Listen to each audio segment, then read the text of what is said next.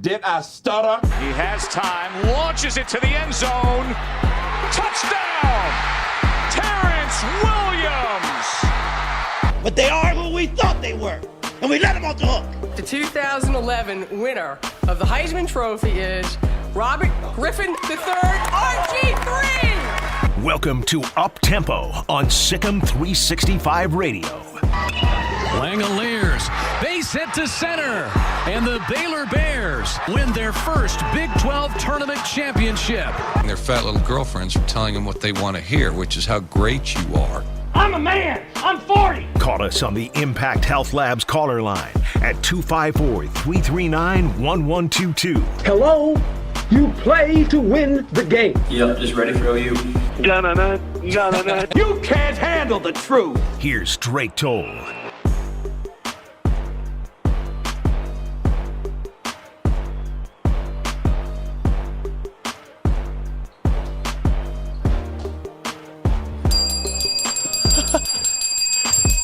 Welcome into Up Tempo. It is Friday for the second day in the row. I forgot where my table bell was, so I had to go grab it before we could go live. It's tradition at this point. We just roll with it. If there's one thing that's consistent, besides the Blonde Boys and the Power Hour, it's got to be the table bell that rings in every show. The bell's got some good mileage on it now, too, it seems like. It is broken 3 times, but my man Jack McKenzie, who comes in every afternoon, has always been able to fix it. I did not know it broke 3 times. It's broken 3 times.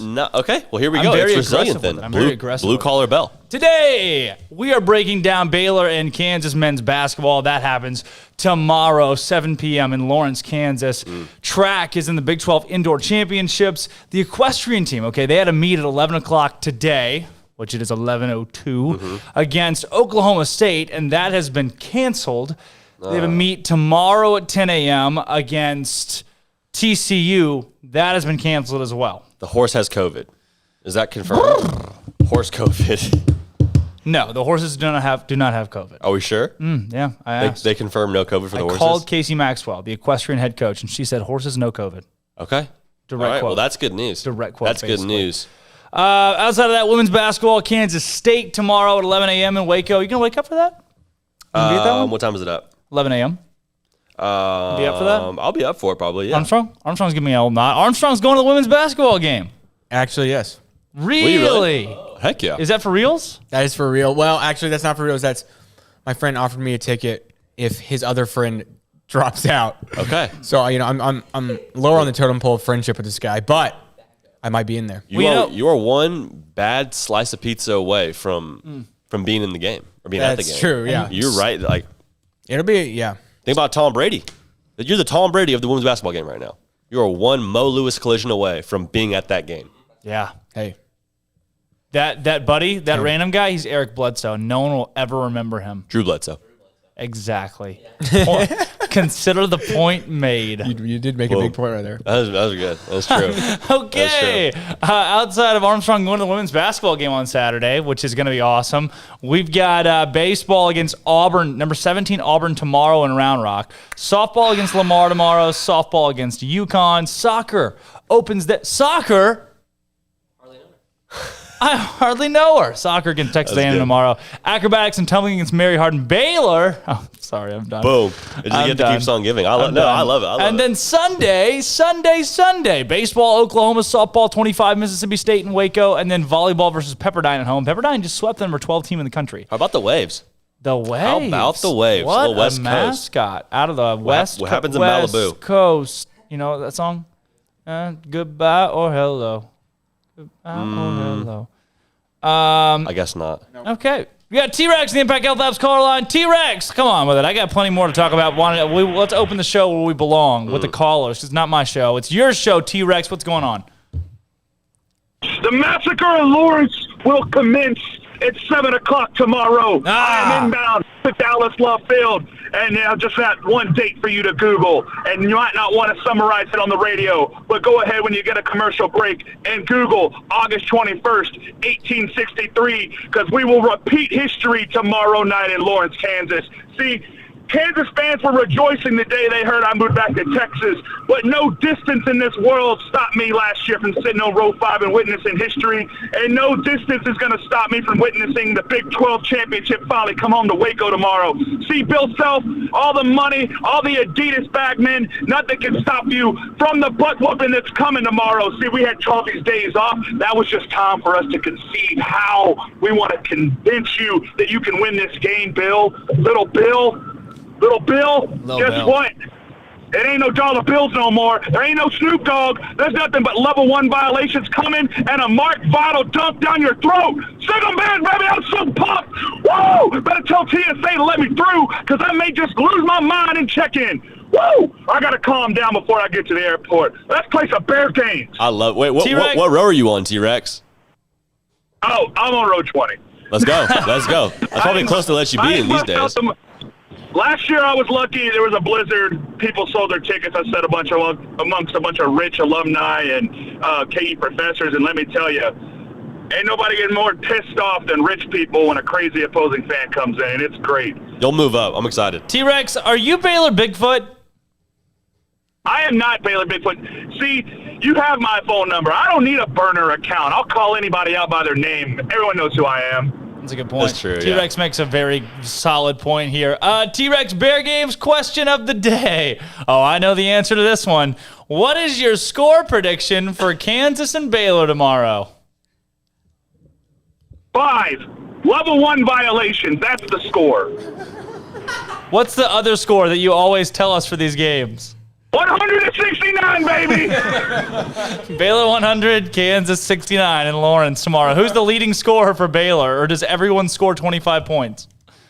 4 guys. Mark Patterson, baby. Yes, sir. Mark Patterson. Baylor blows him out so bad. Mark Patterson plays. Moffitt finally scores a 3. Yeah, he does. What about Zach Loveday? Does he get a dunk? He gets a haircut. We got to cut that man bun off. Oh, man. I may retweet that, actually. Bear and a Cyclone today in the Big 12 Mascot Madness. Why you ask questions you already know the answer to? Yeah, you're right. The Cyclone would take out the Bear. All day long. Oh, you're going Bear. Yeah, duh. I'll be a monkey's There's uncle. nothing realistic about my personality. He is a dinosaur. He doesn't like games. T-Rex, thanks for your call. Hey, real quick, if anybody needs 2 tickets to the acrobatic and tumbling match, I can't make it because it was rescheduled. Obviously, I'm going to Lawrence. Shoot me a DM on the forum or shoot me a DM on the Twitter sphere. I got 2 tickets for you. Heck yeah. SicEm Bears. Yeah, SicEm Bears. Acrobatics and tumbling. It's a giving show. Some shows take, and this is a show that gives. And T-Rex is a part of this show, and he gives. That's a dark Wikipedia search. Yeah, it was. I didn't get a chance to skim it, but that's not good. Wow, the Lawrence Massacre. Is that during the Civil War? That's the date he told me to Google. The Quantriss Raid. During the American Civil War. Raiders, Confederate guerrilla group. Wow. No. They took a bunch of gorillas and just let them loose. You're a silly goose. They just let them loose. Speaking of. They cut them loose and let them go. Silly geese. Gorilla. One of my friends got a duck. Actually? Yeah, she just said, I'm going to go get a duck. I give it 9 days. I saw in a group me, probably the same girl, asking if anyone else wanted the other duck that she had to buy. Did you say duck no? Hey. Is it the same person? Pew, pew, pew. I don't know. I'm not sure. She didn't ask me. What other girl got a duck yesterday? It wasn't yesterday. It was like 2 days ago. See, what do you like? Where do you keep that? You can't just keep it in the backyard. Yeah, fly away. You can't. Like, well, you keep it can't it in fly. It's a small duck. It's a very tiny duck. It's a duckling at this point. Yeah, it's a duckling. Okay. What are small duck called? Is it an ugly duckling? Ugly duckling? Or make way for ducklings. Ugly duckling. Lil Bill. Flipping T-Rex reference Lil Bill. Remember? You guys remember that show? That was way back. Yeah, that was way back. Lil Bill. Yeah. The Roly Polies. Gosh. Roly Poly. You mean Roly Poly? Roly Poly-Oly. Is that what it's called? Is that where you're talking the Roly Polies? Yeah. Those Roly-Poly-Oly. I always call it Roly Polies. Playhouse Disney. Playhouse Disney. Yeah, they had some hits. The Legends of the Hidden Temple. In the land was that of Disney? Curves and twirls. No, that was... He's the swellest kid around. Bad Leroy Brown. Jim Croce. Thank you, Armstrong. I was singing... All right, Stephen from Virginia. That was Roly Poly-Oly. Caller line. Stephen, what's going on? I hear you're going to Old West Virginia. I purchased my tickets this morning. And on that note, I had to purchase 2, and I have scoured my friends list, and I have scoured people I am close to in the Baylor community, and so far nobody has redeemed the second ticket. So if anybody else was thinking about going to this game, your only drawback is that you have to sit next to me. So it's a bonus.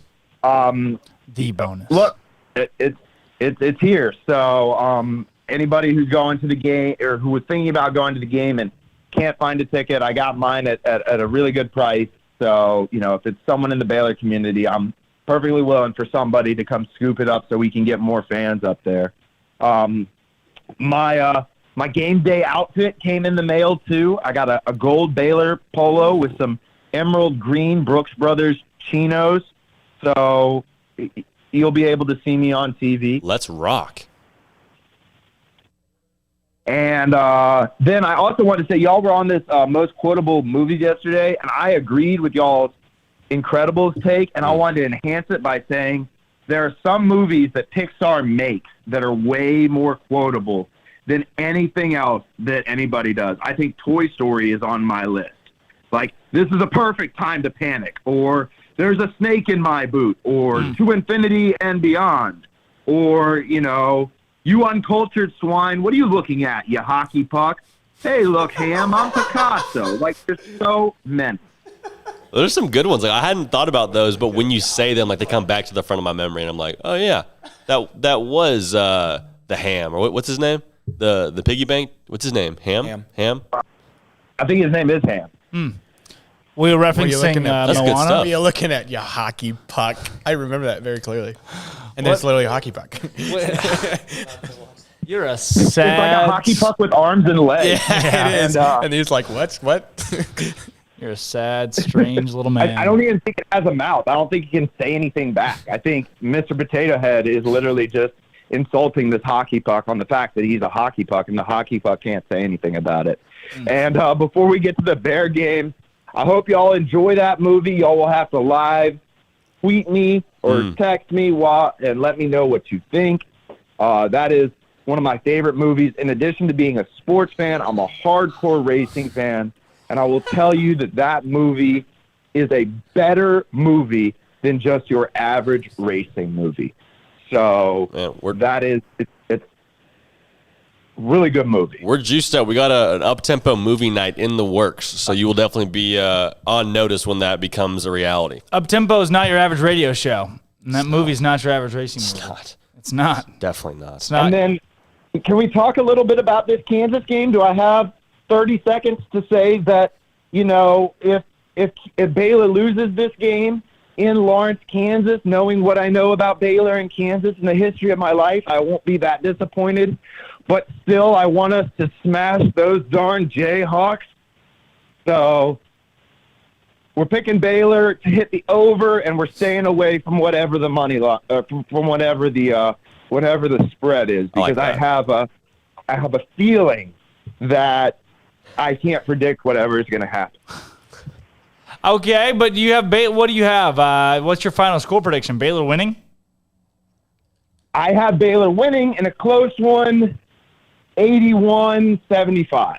Ooh, I like that. Baylor actually puts up 81 in Lawrence. They put up a lot of points last year. And I would say, when we talk about this, this is the point I wanted to make. I'm glad I remembered this. Iowa State was just about the best game that could have at home. It was about the best scheduled game that could have been scheduled for the first return game. Absolutely. But I would say that Kansas on the road is about the worst possible game you could get for the second game. So we will really see if they were able to continue the momentum and continue practicing. And I said this before the last game. I really like Adam Flagler. I have this feeling that because Adam Flagler was out earlier this season, that he might not have been as impacted as the other players, and so he was able to come out from a rhythm. He looked like he was still in good form. I mean, he was 7 of 15 from the field, so he was obviously in a good shooting rhythm. So I like Adam Flagler to be the difference again in a Baylor win before we get to the Bear games. Okay, so Adam Flagler leading scorer, and Baylor wins it tomorrow 81-75? Yes, sir. And okay, Bear Games question of the day. Since that was the Bear Games question of the day, was the thing of the game and the score. But Bear and a Cyclone squaring off 1-on-1. How do you foresee that going? I'm sorry, but I'm not going to use logic when I make this argument. So if you're a fan of logic, don't listen to this. I do like I'm logic. never going to vote for a Cyclone over a Bear. I will just tell you, it doesn't matter what it is. Nothing will ever make me go, even if we're going to lose, like if it doesn't matter. Like I will be that stubborn that a Cyclone is not better than a Bear in anything. I don't think they've won a conference title in football. So until then, I'm not really sure that they can conquer anything. Wow. Even in a cage fight? I'm sorry, but I don't use logic in this. I like it. Wow. I mean, in theory, he just has to outlast a Cyclone, right? Like Cyclones end at a certain point. I don't know how you. I don't know how strong the Cyclone is. The argument that I made with the Wildcat is that Bears and Wildcats have survived throughout the Midwest, despite the Midwest being the tornado alley. True. But all three of you seem to debunk that pretty quickly. So I'm using that 10 logic here. I like it. All right. Thanks for your call, Steven. Later, guys. Yeah, there it is. All right. I want that on the shirt. Baylor and Kansas tomorrow. That's the game. Yeah. How do you foresee it going tip to buzzer? Tip to buzzer. I think that Baylor will actually kind of keep it close the whole game. I think it'll probably be a lot of lead exchanges. I like the final score to be Baylor 78, Kansas 73. I think Jared Butler realizes, hey, back against the wall, team's not playing extremely well, coming off COVID. Like, it's Jared Butler time. You need your best player to step up in a big game on the road. And really, I think everyone understands this is a pivotal game in terms of the rest of their schedule. Like, they have to come out swinging. So I think Jared Butler has a big game. I think he hits a lot. I think he's hot from deep. Let's say he goes 3, 4, 6 from deep, 50%. I like that a lot. I think the shooting is what carries them. Then they get back. Their shot, I think defense is still a little bit shoddy, but I think they get it done. 78-73 is my take. You know what? I was going to be the pessimist. Maybe more realist, slight pessimist. But then I got my morning stretch in, my nice big yawn, just trying to start the day today. I think I'm going to agree. Yeah? Okay. I think I'm going to agree. Like I'm going to hammer the under 145, though. Okay. So do we know what the under is yet? No. I don't think it's out, is it? Okay. But if it's 145, I assume it's going to be somewhere around 145. Yeah. I hammer under at Baylor 68, Kansas 64. Okay. I'll be cool with that too. Yeah. Who has the biggest game, you think? Who's the guy? I think the guy for Baylor is Matthew Myers, the difference. Yeah. He comes back and he's strong against Kansas. But I think the guy ends up being Jonathan Chama-Chachua has 12 boards. And leading scorer-wise, Davion Mitchell. Davion Mitchell. I love this show. That was awesome. Oh, my gosh. That was great. I'm with you. I think Davion Mitchell's got to, like, you're two ballers, right? Like, you're two All-Americans. They got to step up big. Davion Mitchell on the defensive side of things is going to be huge. Also, Mark Vidal. I mean, it's always been a team effort. It's always been sort of by a committee with this team, but your big players got to step up. The Fivel. All right, Armstrong, will you play it again? What are you looking at, you hockey puck? That's so good. Why is that Steven's line? Like, I didn't even know that was in the movie until I heard it again, and I was like, oh, yeah, of course, I know that. Why not the you're a sad, strange little man? That's the line in the movie. There's a rap song that I listened to by Aha Gazelle, and he says, only thing they try to do is come around and kill your buzz like Zerg. And when I heard that, I was like, wow. You uncultured swine! That's actually impressive how quickly you got that queued up. You uncultured swine! Wow. Do you have the hockey video? I feel like that's the hockey video. Accurate. Of course I have the hockey video. What do you take me for? I take you for Armstrong. I always have the hockey video. All right. Roll it. Beat Navy. Oh, wait, it's not playing out. Hold on. I have to change something. I messed something up. I feel like I make a new observation. We learn something new every time we see this video. Without a doubt. First thing that jumped out. Hit the thing. That table is so crowded. That table? No, their table. It looks like the tempo table. They're like we'll see it again here when it gets pulled up. The tempo table is cool. It's so cool. It's so cool. Lots of cool merch. So is USA Hockey. They just won the gold medal in that. USA Hockey is do or die. It is do or die. Also, little known fact, you will go very far. You'll You will USA go Hockey really, will. really far. Yeah. USA Hockey will. Yeah, that's what his mom said. What's happening? Send you off to a foreign land. Go on off to a foreign land. Y'all see 2032? I don't know if is it summer or winter in 2032? 1, 2, 3, USA, USA, USA. Oh, mama, don't you cry. Oh, mama, don't you cry. Just Gatorade, towels. USA Hockey is do or die. Take a hockey Also in a stick circle. in my hand. Take a hockey stick in my hand. Go on off to a foreign land. Go on off to a foreign land. Play said I'd be a star. Play said I'd be a star. USA Hockey will go very far. Worst line. USA Hockey will go very It's so bad it's like endearing. It's so bad it's kind of good. Wait. We just kicked your feelings. That's crazy they just ended it like that. Yeah, you would think they wouldn't so blur it hype. out. It just kind of takes away from That's the video. so hype. That's so hype. I love it. I watched one U.S. hockey video on YouTube, and You're my hooked. entire recommendation, just 2013 gold medal game, 2014 gold medal game, 2011 semifinal game versus Sweden. It just woke up the algorithm. Right, correct. You know what's crazy? I didn't realize this. We missed the anniversary of Miracle. No, We missed didn't. the anniversary of Miracle? Yes. No. I know. That's what I said. We didn't because we did This Day in Sports History and it was on there. Oh, really? Okay. we hit it. We hit Okay. it. We hit bases. it. But you, Then I you- am the uncultured You swine. missed then. it. Is I there mean, any I celebrated privately. Is there any great U.S. applicable. bobsledding victory or memory that you know of? There's a great Jamaican bobsled victory. Goes by the name of Cool Runnings. Didn't they like crash? Yeah, I'm pretty sure the Jamaican team just And more of a moral victory. they just It was kept- definitely a moral I see victory. pride. I see They power. crashed and walked their bobsled over the finish line. Yeah, that's a freaking victory in my book. That is a victory. You know? Hey, Jamaican bobsledding is do or die. All right, Feel the rhythm. Feel the rhyme. Something. It's bobsledding time. that's how it goes. I'm Drake Toll and J.D. Pickell, Armstrong Sims, and Andrew Robertson. When we come back, we're going to do a little draft. We're going to do a draft, not the beer kind, because that's illegal. You know, Not for myself. I'm underage. Stop it. Yep. At a time like this? At a time in this climate, In all climates. in all climates, I'm underage. Also, though, I'm Actually, with your parents, you could probably. I think you can order one in Texas. I don't think You really. absolutely If you're can. eight- if You you're 18, absolutely yeah. can. 18. Really? Your parents are like, "Yo, give my kid a beer." They're like, "Okay." No So- way. That's the whole conversation. With the every rents, time. if you want to say, hey, With mom, the dad, rents. fill an IPA. Purple Marg? I'm pretty sure all I don't know how that alcohol is on works. the. No, I think all alcohol is on the table. Really? If you're Okay. with, if you're with the rents, yeah. Really? Lafayette That's not Purple confirmed. Marg. Not confirmed. Not confirmed, but Cannot confirm. State of Texas. We're going to get on the phone on this break and Wow, call some. I did Yeah. not know. Call All right, 911. Armstrongson calls We will brother. be calling the non-emergency 911 line. I'm going to call My the brother emergency knows 911. all about JMU. Wow. Well, you need to know all about JMU. Yep, because we're going to do a quiz game up matter. next and draft Doesn't FCS matter. teams. And you guys, we're going to explain it at the end of this break. We'll be right Doesn't back. matter. This is Up Tempo. Across Thursday night's action in college hoops, number 3 Michigan keeps its hot streak alive with absolute drubbing of Luka Garza and number 9 Iowa at home, 79-57.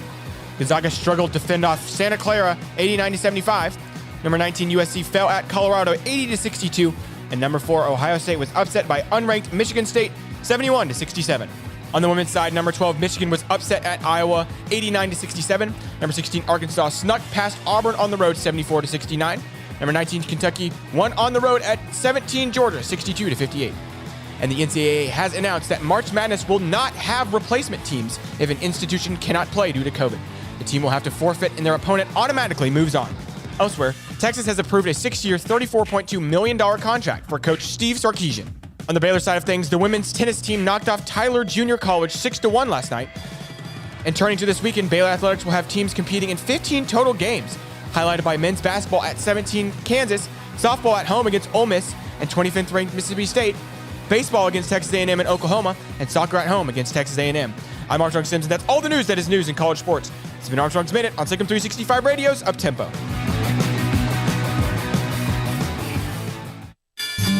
With more than 160,000 alumni worldwide and counting, the Baylor family is growing.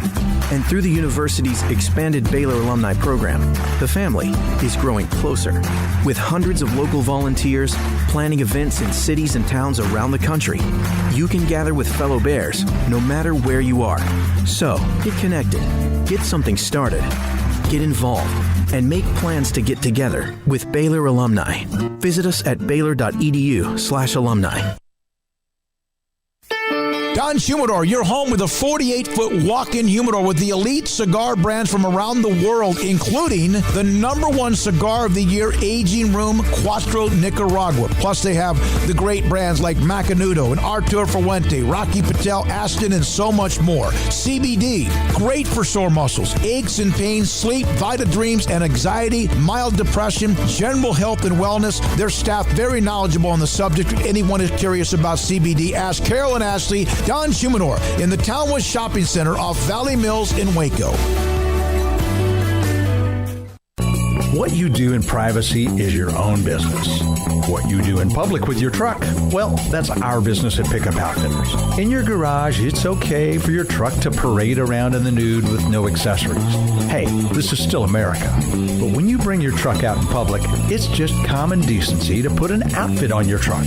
And that's where we come in at Pickup Outfitters. Put a cover on that bed. Cover your rear end with a bumper and a hitch, for goodness sakes. There are women and children on the roads. And guys, don't leave your tools exposed. Put them in a toolbox. Be proud of your truck and stand tall with a lift kit. Or improve your truck's posture with a leveling kit. Add some class to your pickup with new wheels and tires. Or dress up for a date with your new RV or boat with a fifth wheel or a receiver hitch. At Pickup Outfitters, we're dedicating to making the roads decent for all Central Texans. So when taking your truck out in public, remember your manners and accessorize it properly with an outfit from Pickup Outfitters.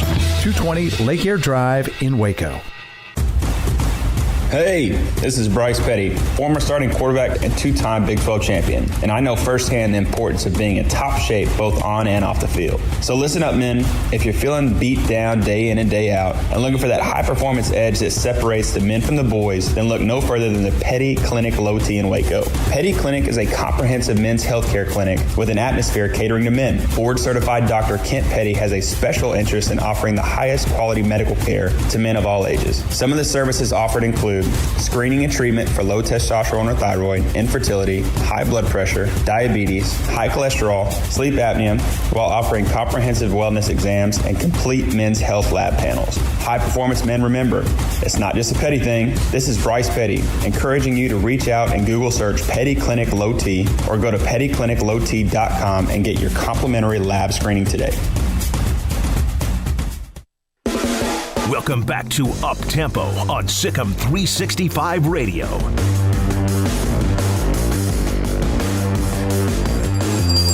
Welcome back in the Petty Clinic Low T Bears Den. I'm Drake Toll. That's Armstrong Sims, Andrew Robertson in studio, J.D. Pickell, Blonde Boys Power Hour at the top of things today. And right now, we're going to do what we promised we would do like 2 weeks ago. Now we're actually going to follow through because this show delivers. We're giving and we follow through. And we follow through. The follow-through is what it's all about. We may not follow you back on Twitter. Today, we are going... No promises. No promise. Zero. Of all the promises, we have none. We have none promises.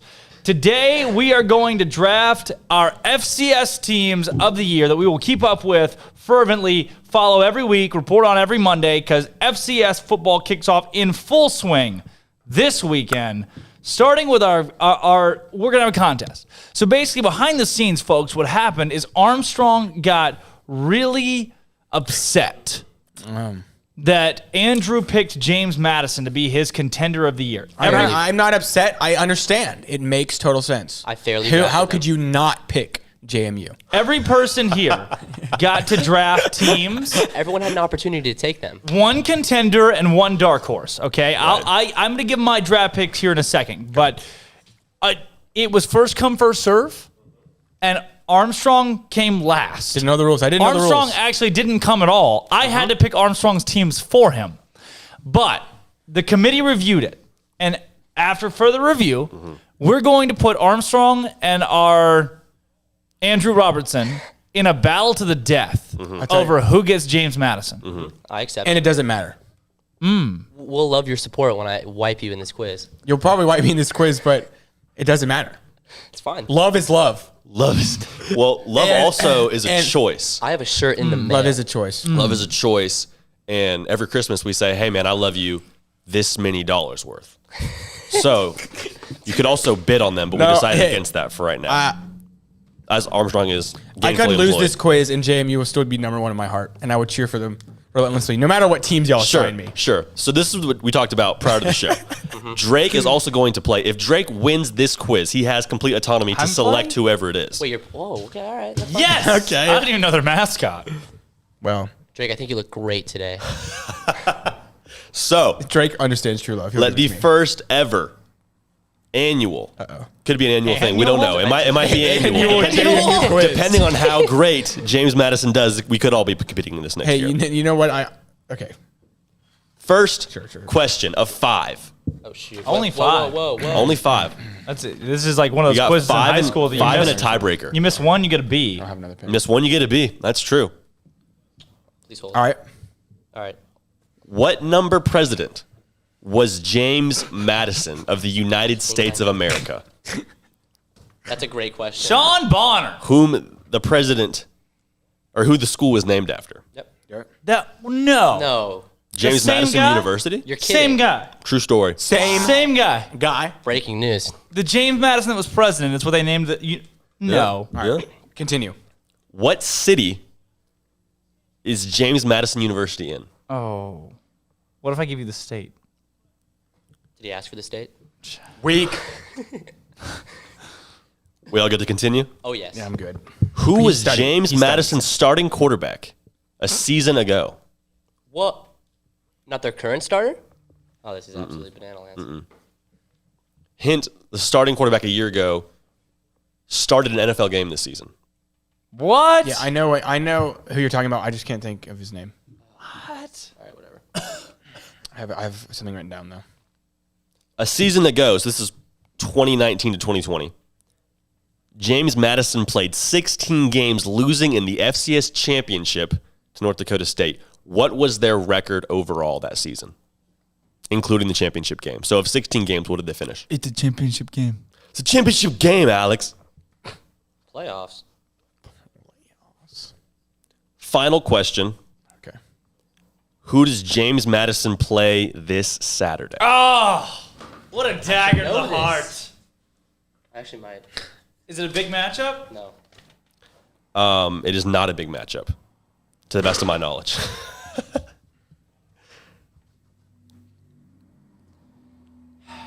Just guessing. Wow. Right. Don't even know if this is this I team have some has a answers. football team. We have a tiebreaker if it comes down to that. All right. Okay. I'm about to get Number this, one. I'm about to get this wrong, and I'm gonna be embarrassed. I know. Number one, what was your answer? We'll go left to right in the studio. Andrew. He's the fourth president. Fourth president, what do you say? I have 4. I too have 4. You guys are all correct. James Madison is the Yeah, fourth he president of the was! United States. Everyone's on the board. No goose egg today. What city This one's easy. in the state of Virginia City. Too easy. is James Madison in? Do we know? Oh, it's in Virginia? I know. I starts with an H. It's Harrisonburg. Starts with an H. Starts with an H? And we have That's all I need to know. We have Harrisonburg. We have starts with an H. I said Richmond. It's not Richmond. Harrisonburg is the correct answer. Bang! He studied. Study. If you have to study for this quiz, you automatically don't Love love takes the team. work. You reap what you sow. Love takes work. This quiz proves nothing. We already established that. Right now, it's looking like You established that. This is not Andrew your show. It's the has a people's lot show. of love. Well, we'll see what the people when He they wanna loves call James him. Madison enough to put in work for those 2 questions. Love takes work. Moving forward, question number 3. Who was James Madison's starting quarterback a season ago? He started an NFL game this season. Smith. Not a clue. All right. I mean, I know their current quarterback is DeAndre Clayton. I know that this quarterback from James Madison played on the Bengals this season, but I don't know who it is. Ooh. Okay, run that back, Turbo. It's Ben DiNucci. He played for the Cowboys no. this season. Yeah, Ben I didn't know that. DiNucci. I thought it Transferred from Benny Pitt DiNucci. previously. Wow. James Madison played 16 games a season ago. What was their record? 14-2. 15-1. 15-1. 14-2. Wow. Losing the Study. very first game to West Virginia. Oh yeah. Oh, really? Final question. Interesting. Can't believe I'm Andrew losing. Robertson just clinched the James Madison games. It's all It right. doesn't matter. We will. Who do they play this Saturday? Richmond. I do not have Richmond. I said Weber State just on a guess. I said Nova. Robert Morris. Oh. Didn't even know they had a On team. the tip of my tongue. Didn't even know they had a team. Annual Robert right there. It was Morris right there. JMU In game. the Colonial Conference, The right? spread, anyone take a Colonial guess? Athletic. Coney Athletic Association. Yeah. They played Delaware. Anyone know what the spread was? Any idea? Any wild guesses? Like 36. Minus 21.5. 36 is 38.5. Wow. That's my team. How about that? Andrew Robertson. And Andrew gets the James Madison. It doesn't matter. We already established that it doesn't matter. We will welcome your support. I will cheer for James Madison and we're not happy for to have whatever you. teams y'all decide to assign me. I've already picked because your love team. is love. And here, I'll tell you this before we go off this subject. Andrew picked them because they were good. I picked them for who they are. As You a don't school. even know. I love them. It doesn't matter. Yeah, you have no. None of this matters. Y'all, your points. JD, what was the bonus question? Just out of curiosity. The bonus question was 38.5. Was the spread. I love James Madison, and that's straight up. I know that's that all it their is. stadium can hold, I believe it's 24,477. Oh my God. And I'll tell you this. That's impressive. That is impressive. I'll tell you this right now.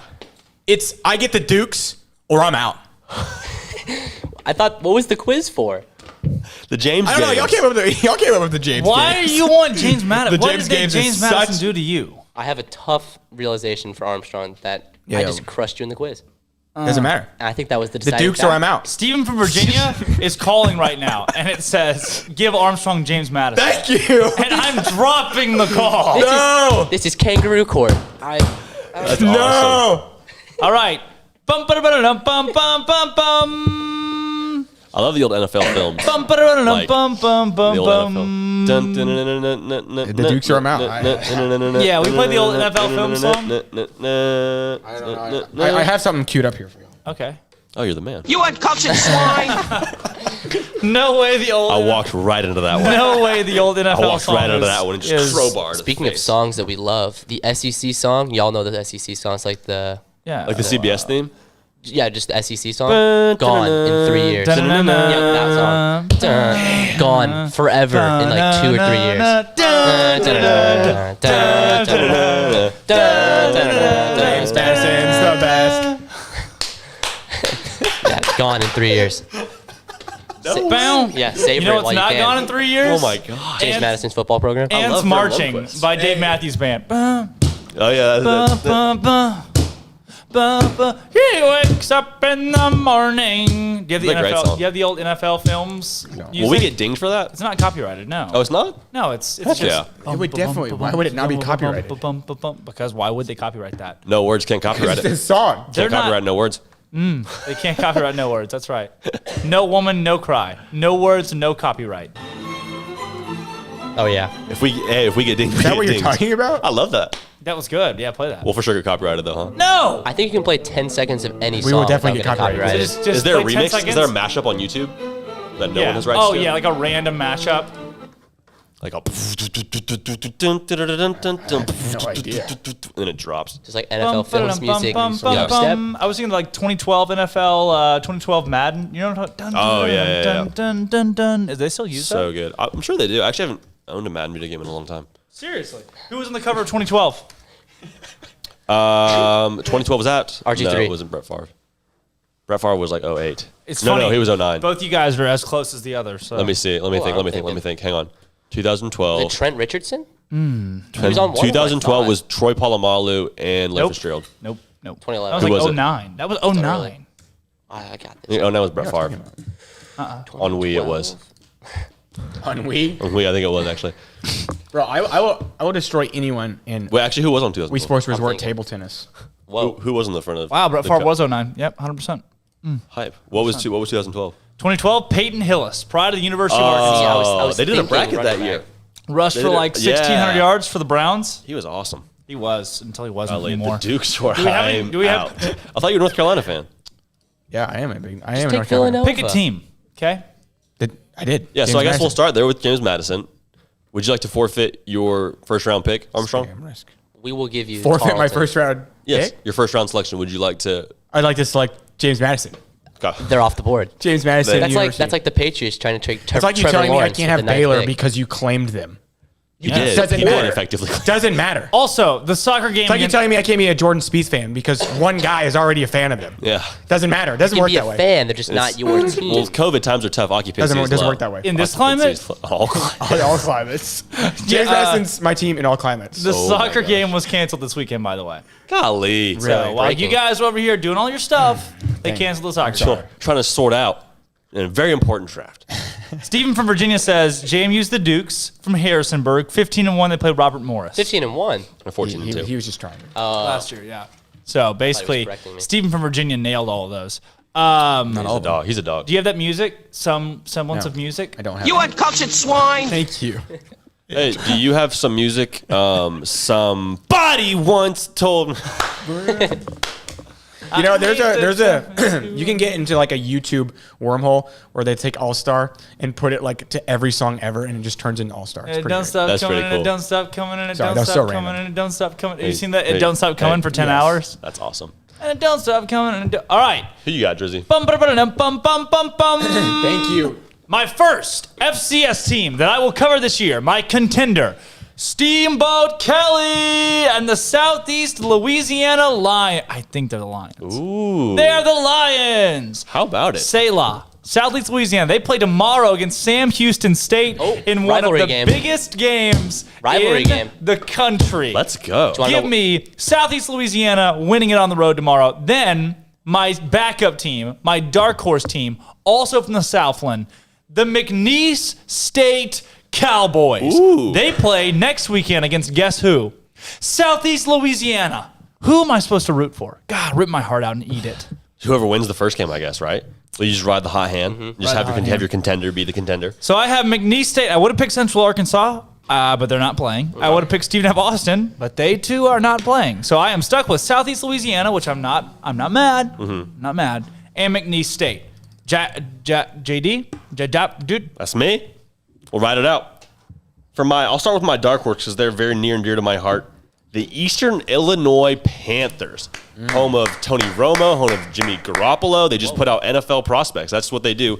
Our running back coach, my sophomore year at Cornell, was unequivocally the best coach I've ever had. He came to us from Iowa State, where he was an ops guy. So it goes from ops guy to the running backs coach at Cornell.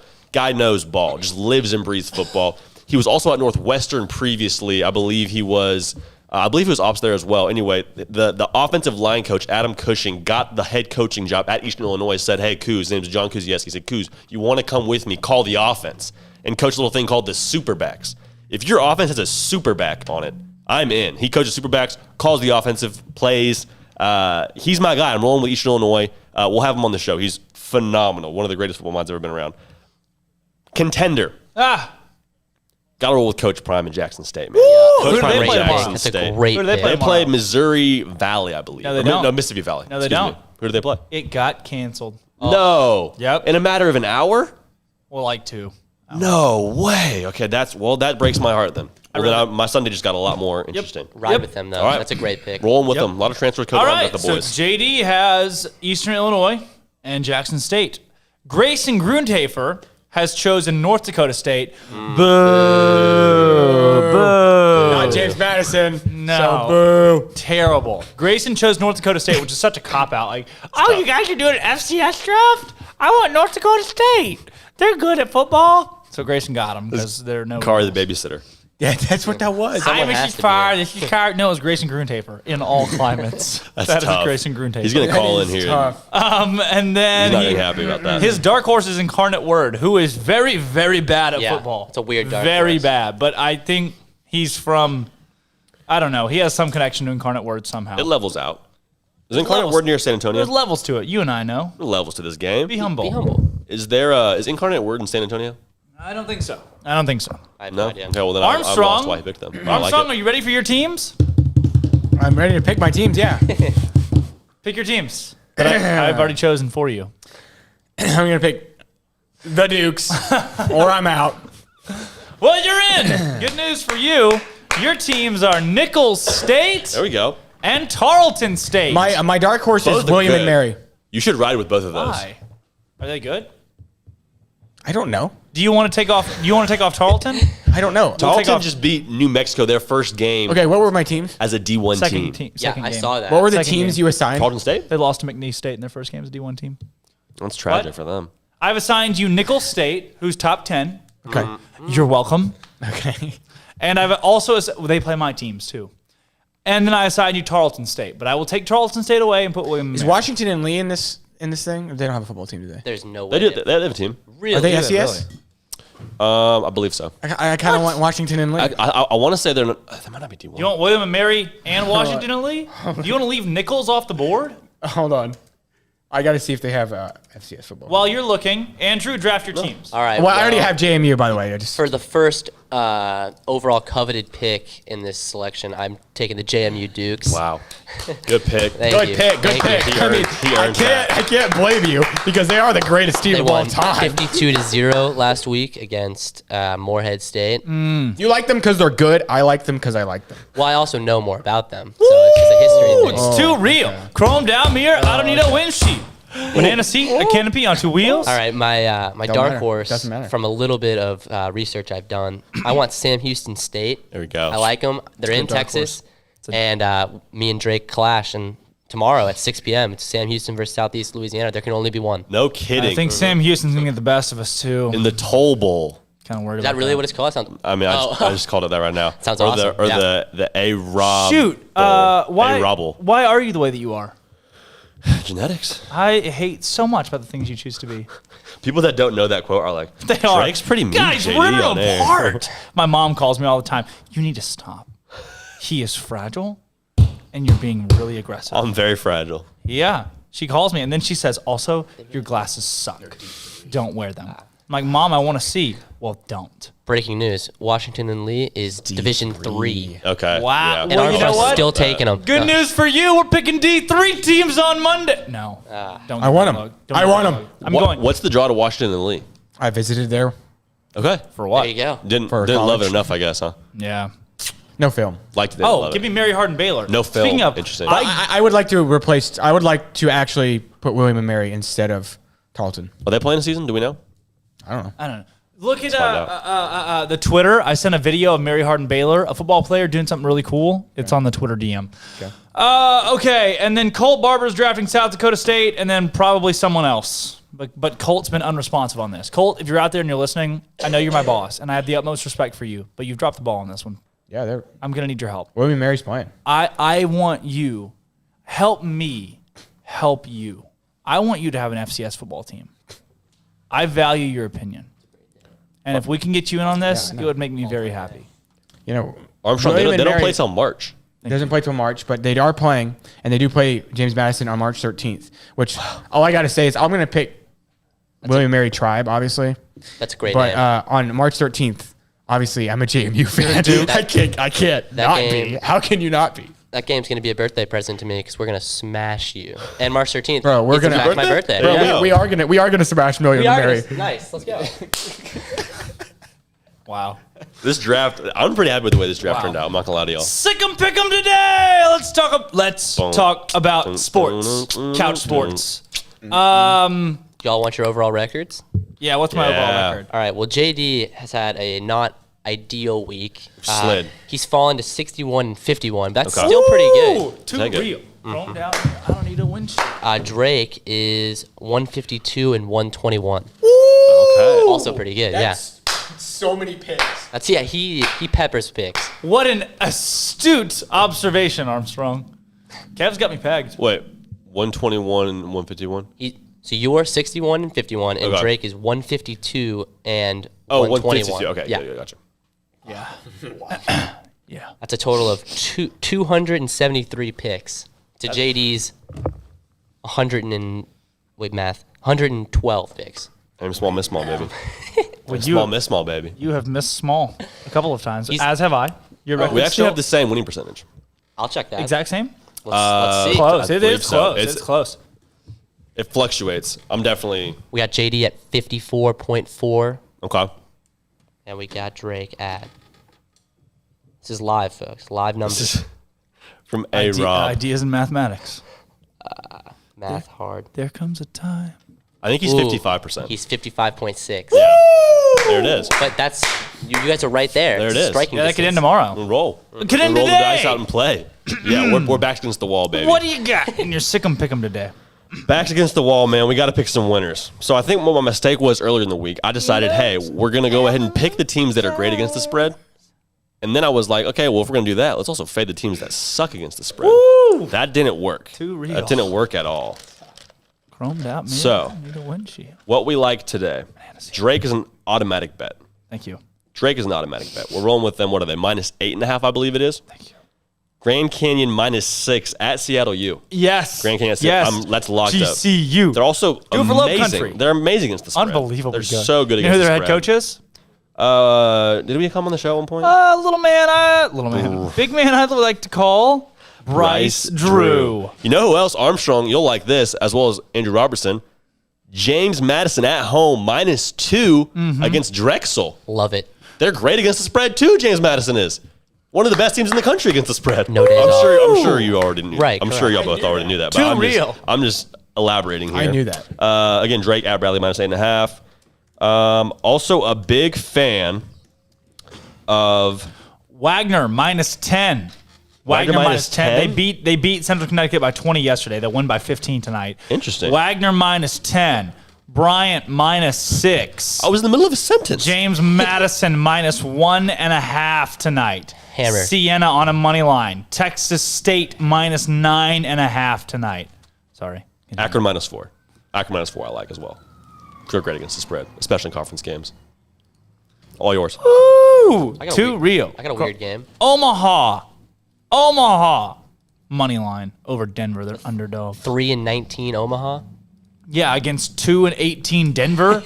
2-17. 2-17 Denver. Oh, it will be 2-18. Have y'all seen the Purdue Penn State game? Yeah, Purdue -1.5. No. Penn State -1.5. Oh my gosh. Yeah. So who knows something then? Who knows something is always Right. my question. Vegas is off. Who knows something? No, we know Every something single that time. they don't know. We are the smart We're in ones. their heads. Way off the small ones. We live rent-free in Vegas' Earned head. for. Give me Purdue, yes. Money line or +1.5. Okay. Drake, yes. I like the cover. Missouri State against Evansville. That's a cover city. Indiana State on a money line at Valparaiso. I'm a big Valpo guy, but I'm going to take it. Is that pretty juicy? Richmond, you're going Richmond? No, you didn't say Richmond. You said James Madison. I like James Madison. La Tech at home -9.5. There comes a time. They're very good, especially in conference games. That's what I'm looking at. Conference games against the spread. Are you good or not? La Montana Tech is State. good. I like -9.5. Montana State -12. I like that. You looking at St. Louis and Richmond? You said you like St. Louis? I don't know who I like in that one, actually. South Dakota State -8.5 is pretty safe. They're pretty solid at basketball. Okay. Luck, Loyola, Chicago. Who you going with that one? They're like -19.5 is a lot. It's a lot. It's a whole lot of points. But if you're going just off numbers, Loyola Chicago should cover. Like they're one of the best against the spread. Safe money. They should cover. Safe money. Oh, South Alabama at home on a money line against Georgia State. South Alabama is here. They aim to impress, and they've done nothing but impress me. They have helped me win some games so far. Okay. My Monopoly Money World. So I'm going, there comes a time. South Alabama. Yep. I'll tell you there, yeah. When he actually, Hey. Nevada at Utah State. Utah State hasn't played in a game in like 20 days. Nevada's pretty freaking good. I like Nevada. +8.5. I'm tempted to go Nevada money line there. Nevada's, I think they're like 11-3 in conference games against the spread. Let's roll with the Wolfpack? Let's roll with the Wolfpack. One-man Wolfpack. 4-man Wolfpack. There comes a time when we eat a certain goal. All right. Music Friday today. Is that you guys sick and pick 'em? I'm good. I can't promise any of those are winners, but we're shooting our way out of a ditch, baby. I'm good. I'm great. I never been better. I took a parlay. Desperate times call for desperate measures. I went parlay. Did you hit it? Well, we have it out tonight. Let me tell you what I got. Can it lose, or because it can't lose? Oh, I took an NBA game yesterday. I took an NBA game for the first time this year, and it hit. Nets money line. What was it? Nets money line. Nets money line. Who'd they play? I don't remember. Okay. Nets are phenomenal right now. Right, they are without Kevin Durant. You know who stinks? The Celtics. True, they lost. Trouble in They lost Celtics at the Pels. They lost at the Pels. Trouble in paradise. James Madison -130. They're just all money line. I don't want to deal with any points. We're just going all money line. Love that pick. James Madison -130. Akron -175. La Tech -475. Grand Canyon -250. You triple your money. 4 teams. It's not a lot, but it's honest work. It's not a lot, but it's honest. So we're gonna have to try. We're trying to dig our way out. I'm good. I'm great. Okay. Well, tomorrow for Saturday, go to our Twitter at Drake Toll. I think is what mine is. Yeah. What is yours? At JD Pickell. At JD Pickell. Go to those to find tomorrow's picks. We'll tweet them out tomorrow for you guys. Okay. You okay? We do sick and pick them for FCS too. Yeah. In the future. We don't have time. James Madison by a billion. The future. Okay, Music Friday. This is called JD Music Friday. This is specifically for JD. If JD can't get this, then he's fired. Oh, stakes are high. He actually doesn't make that call. That's a good point. I don't at all. But I will resign. You know who does though? Callers. The callers. Because it's not my show. We get 10 callers. The callers won't fire hey, you. Guy freaking sucks. We're putting a poll out if you get these wrong. Okay. But the reason I say that is because there's no way how this works. There's no way that JD gets these wrong. That's why I'm so confident in your ability. I'm pretty shook right now. I would be shook too. I'm pretty shook. I'm not gonna lie. He's shaking. Never talk about another Look at my man's knees job. right now. You don't build him up like this. My knees are weak. Before we shook. My arms feeling heavy. Mom's spaghetti. Look at my sweater. Look at my Is that vomit? Did you just throw up on your sweater? Well, it was already there. That was a moment. You guys don't get what just happened right there, but that was a moment. All right, roll it. Music Friday for JD. Here we go. Oh yeah, it's right there, bottom left. You're playing. Ordered up 100 rosés, be the best.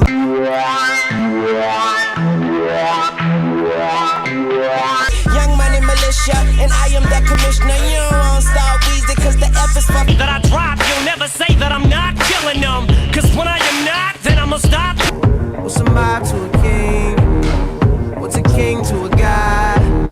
I love it. I love those Thanks, songs. guys. I love those songs. I don't know if I know the first one. I don't know the last one. You know the first. I don't know if I know. First one's a little bit tougher. Was there 4? There was 5. 5. Oh, let's go Run it again. back? Let's Roll it. Run it back.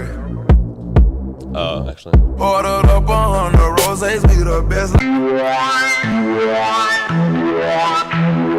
Young money militia, and I am the commissioner. You don't want to start Weezy, cause the F is fucking. That I drop, you'll never say that I'm not killing them. Cause when I am not, then I'ma stop.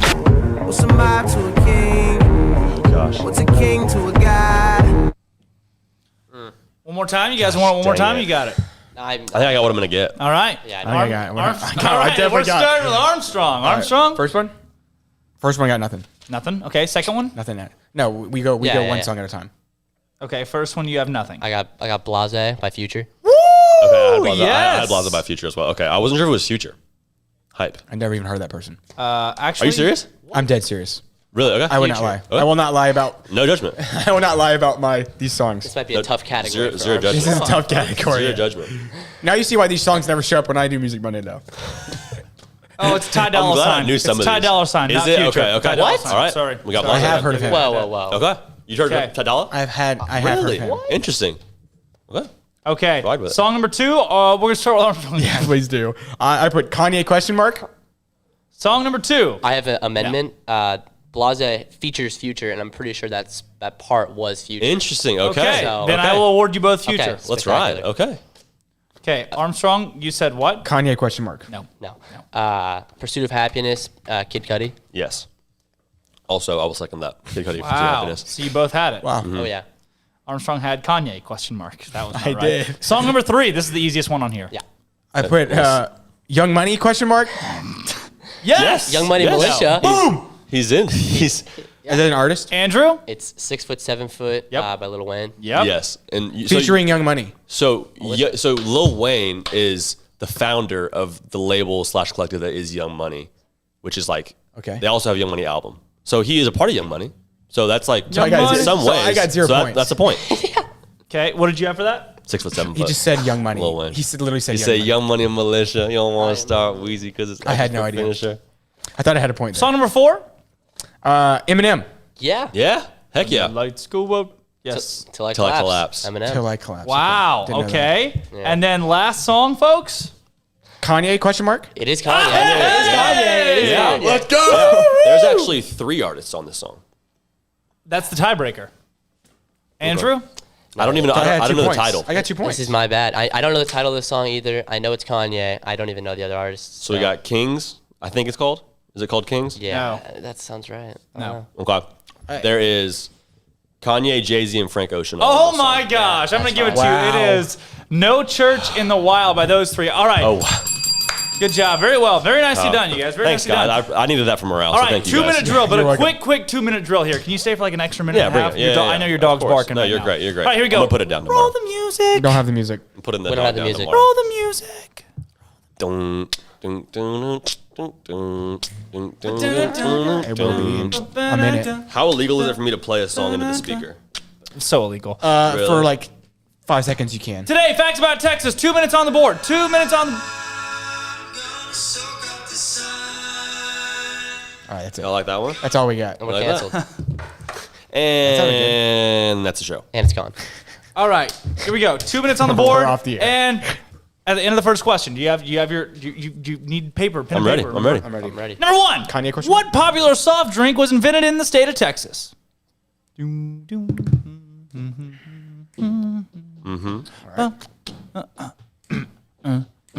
All right. 2. Who's the current governor of Texas? All right. 3. What is the capital of Texas? All right. 4. What is the state's nickname? Ooh. 5. What is the state's largest city? Largest how? Like population? Population. Well, that's... Okay. State nickname. 6. Name one president from Texas. 7. How many European nations are larger than the state of Texas? Wow. Closest to get it wins the point. How many European nations are larger than the state of Texas? Yep. That's a great question. Okay. How 8. many European nations are there? That's the question. What is Probably the 7. state flower of Texas? Oh, baby. 9. How many pro sports teams are in the Big Four in Texas? Please hold. The big four being... Big 4. Football, basketball, baseball, hockey. Okay. And then, to the nearest million, Oh, wow. what's the state's population?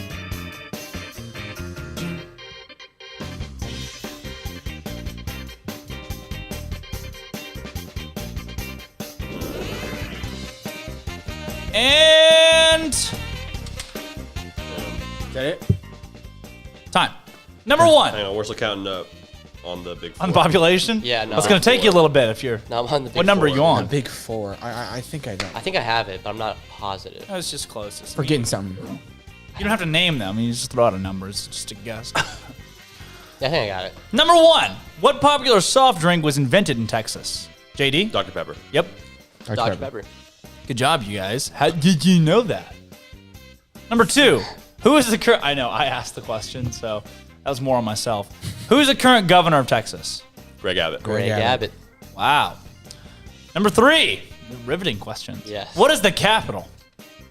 Austin, Texas. Waco, baby. What did you It's put? Austin. Austin. Austin, Texas. What is the state's nickname? I didn't get Bluebonnet State. The Lone Star State. Lone Star State. Oh, no. Lone Star State. Oh, But I don't know if nickname is the correct should've like, gotten term for that. Coppas. Okay, I Is got it. nickname They're the here for me. correct They found terminology us. for what that is? Yep. Darn it. Yep. Yeah, I should have known that. They're coming to shut the show down Anywho. because you played that song. Yeah. Play the State's song. largest city. By population? Yep. How about Dallas? It's I Houston. think it's Houston. It is Houston. Yeah. Really? It is Houston. Houston's huge. Like Might be on the a map. biggest. It's the second Andrew's biggest in the city in lead the right world. now. You both missed one. Oh, wow. All right. Roll the music. Oh, yeah. How many Europe? Whoa! Name one president from Texas. George Bush. George Bush. Eisenhower. Oh wow! Very nice. Is George Bush from Texas, George- though? I thought he George was W. born in, not in Texas. George H.W. consider- is yeah, from HW. like Massachusetts, I think. Was George W. Bush born in Texas? That's Sure. the question. Yeah, we're gonna go with yes. No, I don't know. I don't know that that's true. Well, we're just gonna go with. That's not that you can't give him. Do we have to say? Do we have to say born? You said from. Yeah, but he's from Texas. Yeah, there's a library. That is nearby. I don't know. Really? Where was he born? He's in Connecticut. He was born in Connecticut. All right. Which one? That's why I didn't put him because he's not from Texas. Which one? W. W. What about HW? Yeah. Oh my gosh, the George W. Bush clip of And Eisenhower is from Texas, so. HW is not from Texas. You know what? Fine. Armstrong gets the point where. And HW is from Massachusetts. Where you're born isn't your home. You still where you live don't. is your home. You still don't get James Madison. So Yeah. Well, I'm winning this. Well, we're all tied. Number Thank 7, you. how many European nations are larger than Texas, JD? I said 4. 4? I also wrote 4. I said 0. It's 0. Andrew's back on top. No. Andrew's back on top. Andrew's back on top. I feel good about the Eisenhower the thing, though. state flower, JD? Blue bonnets. Blue bonnet. Blue bonnet. It's a blue bonnet. I thought that was going to get me one. Pro sports teams in the Big 4. Give me a number. I have a number. I have 1, 2, 3, 4, 5, 6. Give me. I'm missing a couple. Let's say 7. I wrote 7. I have 8. 9. Wait, what? Well, what am I Armstrong's forgetting? point. Yeah, go back. Armstrong's point. So the It's 4 in 9. Dallas, plus the 3 in Houston, There's plus 3 in Houston? plus the Spurs. Wait. And what am I missing? Yeah, that's where I was at too. I thought Dallas Houston has only all 4. Yeah. Houston has 3 because they don't have hockey. Wait, who do they have for? San Antonio has the Oh, they have Spurs. Astros. What's the 9th? I said 7. I don't know. I said 7. So you won anyway, but Yeah, but I was trying to think. Oh, you know what? I think it is 8. The Dukes. No. What is the 9th? Someone tell me what the 9th is. I don't know what the 9th is. Am I missing like a baseball team or something? The Astros, the Rangers. There's the. I read this off this morning. I don't know why I'm. Anyways, okay. Yeah. We have. We're way over time. Cowboys, Texans. Cowboys. Yep. Mavericks. Stars. Rangers. Wings. The Dallas Wings. Yep. All right. That's where you All screwed right. up. You done screwed up. You said The Big Dallas 4. Wings. Women's basketball is basketball. Stop. Oh my God. Don't make me No, stop. Stop. Armstrong gets the Stop. point anyway, but Stop. formal complaint. Yeah, seriously. What did you say? 8? Oh, I said sorry. 7. He said 8. Or He said 8? Yeah, Well, then, yeah, he So still you gets the got that, point. yeah. If we Yeah, take I the know, wings but off, we get the point. still- Then it's still. 8. Yeah, it still wins. Okay. Stop. Number 10 to the nearest million state population. I said 11 million. 11? I wrote a large number. What'd you write? I don't want to read it anymore. Okay, I'll say I wrote 50. He's way off, so. I wrote 146 million people. Half of on. America. I know that's too Hold on. much. Half of America. JD won. It's Yeah. 28 million. I think that. Really? Did you all tie? Possibly. Yeah, maybe. I think you all tied. What's the tiebreaker? I just threw a number. Tiebreaker. This Texan native's most popular song has a state name in it. Who's the A-list performer? George A. Strait. Their top song. I'm going to say it's George Strait. I also like George Strait as an answer, but I'm still thinking. George Strait as an answer seems right, but I don't know if that his top song has Texas in the. Let's all answer George Strait to Like get a better what? question. Define his top song. Yeah, right? go down together. Suicide bid. George Strait, final answer. Yeah, I'll say George Strait. I want to change my answer then if we're all saying George Strait. No, it's George Strait. All right. I'm Drake What's his Toll top and J.D. song? Pickell. That's There not a it is. tiebreaker. What's his Andrew top Robertson. song? Amarillo by All morning. my exes live in Texas. That's not his top song. You know what? Yeah, define his top song. I don't make By the what rules. criteria? Aside from the fact that I do. Yeah, you do make the number rules. one on Spotify. By what Number one on Spotify. It's not his number one on Spotify. I'm checking. His number What one on about Hot Spotify is 100? write this down. Look it up. It's check yes or no. Oh, check it. No, dang it. Holy cow. But it's that doesn't have Texas in the title. Tell me that has Texas in the title. All right, we got to go to a break. We got to get, no, we'll just about hit it? it Armstrong's minute. And when we come back, we've got a beat writer joining us talking Baylor men's hoops that was supposed to be here 2.5 minutes ago. The No nerve. control over that. We were supposed to hit a break 7 minutes JD ago. needs to go walk his dog. I'm His dog- putting it down. Your dog, I'm putting the dog your down. dog is peed in wherever you keep it. I'm putting it down. That's your third dog you put down Bad this dog. week. Bad dog. I'm Drake Toll, J.D. Pickell, Andrew Robinson, Armstrong Sims. When we come back, Simon from Shot Quality joins us. This is that. Across Thursday night's action in college hoops, number 3 Michigan keeps its hot streak alive with absolute drubbing of Luka Garza and number 9 Iowa at home, 79-57. Gonzaga struggled to fend off Santa Clara, 89-75. Number 19 USC fell at Colorado, 80-62, and number 4 Ohio State was upset by unranked Michigan State, 71-67. On the women's side, number 12 Michigan was upset at Iowa, 89-67. Number 16 Arkansas snuck past Auburn on the road, 74-69. Number 19 Kentucky won on the road at 17 Georgia, 62-58. And the NCAA has announced that March Madness will not have replacement teams if an institution cannot play due to COVID. The team will have to forfeit and their opponent automatically moves on. Elsewhere, Texas has approved a 6-year, $34.2 million contract for coach Steve Sarkisian. On the Baylor side of things, the women's tennis team knocked off Tyler Junior College 6-1 last night. And turning to this weekend, Baylor Athletics will have teams competing in 15 total games, highlighted by men's basketball at 17 Kansas, softball at home against Ole Miss and 25th ranked Mississippi State, baseball against Texas A&M and Oklahoma, and soccer at home against Texas A&M. I'm Armstrong Simpson. That's all the news that is news in college sports. It's been Armstrong's Minute on SicEm365 Radio's Up Tempo. With so many companies and policies out there, it gets so confusing shopping for insurance, and I never know if I'm getting the policy that's right for me. Luckily, I met the team at the Niche Group Insurance Agency. With the Niche Group, you can go to one company and get access to coverage options from many insurance carriers, and you get to speak to a real person about your specific coverage needs. With the Niche Group, I know I'm getting the right coverage at the right price. If you need insurance, talk to the experts at the Niche Group at 1-800-258-8302. It takes time to reach goals. It's a truth that applies to more than sports. It goes for your financial goals as well. You work hard for your money, and you deserve an investment strategy that lines up with your game plan. And Tom Albers, your Edward Jones financial advisor, can help. If your financial investments aren't putting forth the effort you desire, stop by today for a financial review. Tom Albers, 4301 Lakeshore Drive, 254-776-7605. Edward Jones, member SIPC.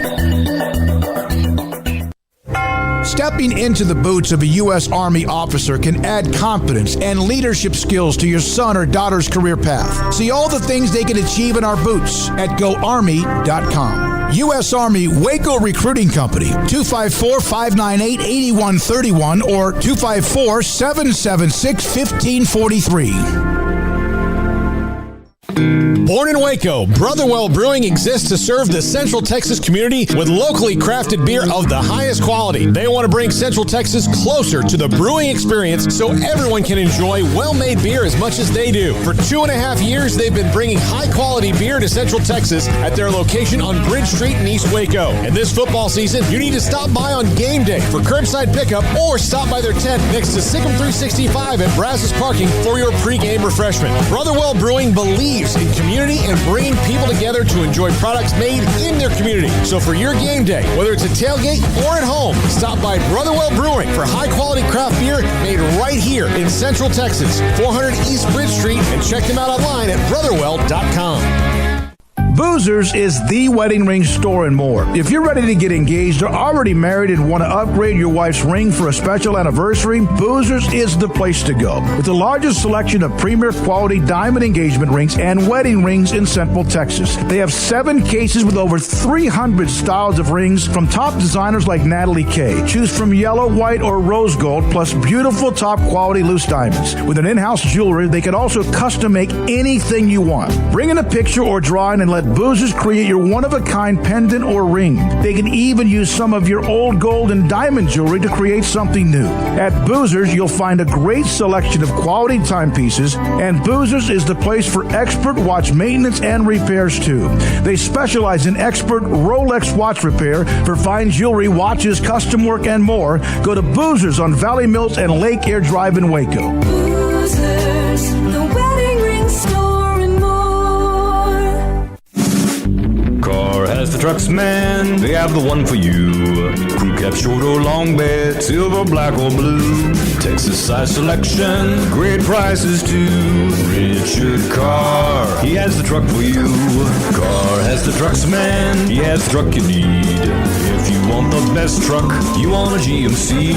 Texas size selection, great prices too. Richard Carr, they have the truck for you. Welcome back to Up Tempo on SicEm365 Radio.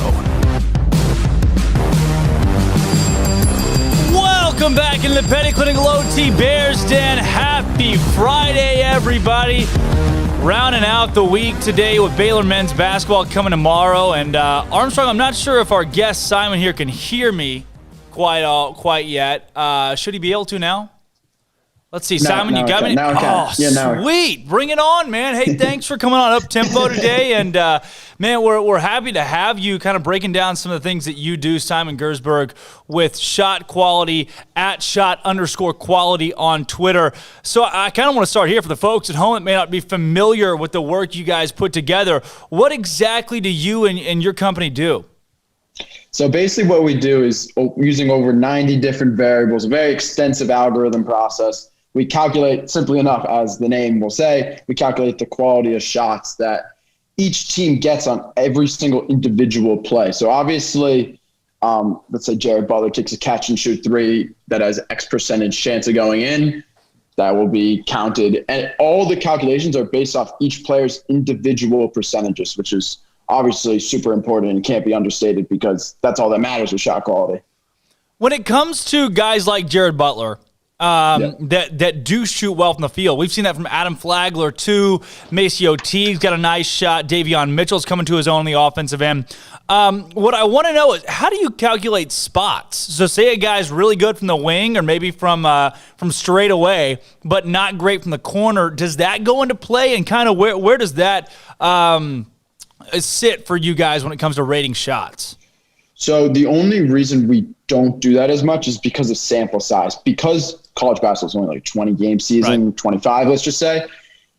At most, a guy is going to get like in each individual spot, probably like 5 shots in each spot. So like it's really hard to identify the numbers based off that. So using sample size, we usually just use the 3-point percentage when he goes off the dribble, when he goes catch and shoot, when it's contested, when it's open, more valued more heavily because it happens more often, if that makes sense. Tell me too, so I see here you guys have 8 NBA teams, 40 NCAA Division I teams that you're associated with. Who all are you working with right now team-wise, and what's the analysis that you send them? How does that relationship work? Yeah, great question. Some of the bigger teams are just Big 12-wise. We actually just got TCU and Texas. We had Texas at the beginning. And basically what we'll send them is the expected scores and the breakdown of every single shot attempt. So let's say a team wants to see at the 12-11 mark the Davion Mitchell pick and roll drive to the basket and what quality of shot that was. Because he might have missed it, but it still might be a high-quality shot, which is really important for a coach to identify with objective data. So when you look not just in college, but in the NBA too, what kind of teams are you working with, and in what capacity do you get to work with those NBA teams? So most of the NBA teams that were contacting me were mostly about NBA draft prospects. So not directly with the actual organization, but because this is like novel data, it's really helpful for evaluating prospects like Davion Mitchell, Jared Butler. Like it's just another data source to try to figure out if these guys are going to be busts or studs. Man, but in Baylor's case, it's all going to be studs though, so nothing to worry about with that. Exactly. Tell me too, how, Simon, you're a young guy. What got you started in this, now working with NBA teams and these high-level Division I teams doing what you do? Yeah, so I'm a junior at Colgate University. I started working with the Colgate basketball team freshman year, just doing analysis with the coach, actually calculating the quality of shots by hand. It was such a laborious, extensive process. It was just really stressful. So once I was able to automate the process and deliver it to all college basketball, I knew I had something there because clearly it was working for the Colgate team. So now I just had to build it out and make it working for all teams. All right, so here's what I want to get into a little bit as well. I mean, you guys do not just shot quality, or I say you guys. Tell me, is it just you right now that's working with the shot quality analytics? So with the data, it's me, but I do have like a little team. My CTO, Yasu College, shout out, and my guy, Kanal Fadini, another shout out for Kanal. Wow. Building the force right now over a Colgate. I tell you what. And not only that, but you guys with shot quality bets too, man. You've got the so we here at Uptempo do a little SicEm Pick'em every day because, of course, sports betting is illegal in Texas. So we only do it with Monopoly money that doesn't count for anything. But how did you guys get into that? And then how successful has that been as you're using real data and analytics to predict these games?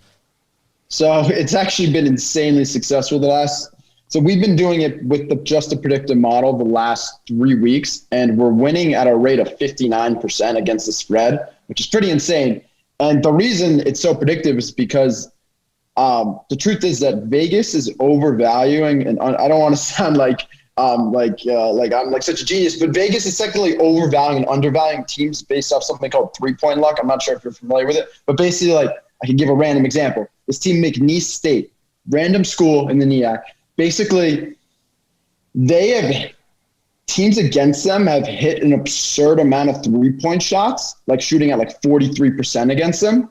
So they're not the worst defensive 3-point team in the country, but the numbers against them are demonstrating that. So really, they're being overvalued by Vegas because of this 3-point luck. And kind of what shot quality does is it dispels that and just delivers the results of what should have happened. So McNeese State isn't supposed to be losing all these games because of 3-point luck, even though they are technically.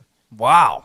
I tell you what, man, we on the show, we look at trends and like the random, like, well, they scored 55 last game, so I guess the under is going to hit. We don't do as much in-depth analysis, but it's crazy to me that you guys, so many numbers and things you crunch and throw into these picks and just the way that you analyze these games.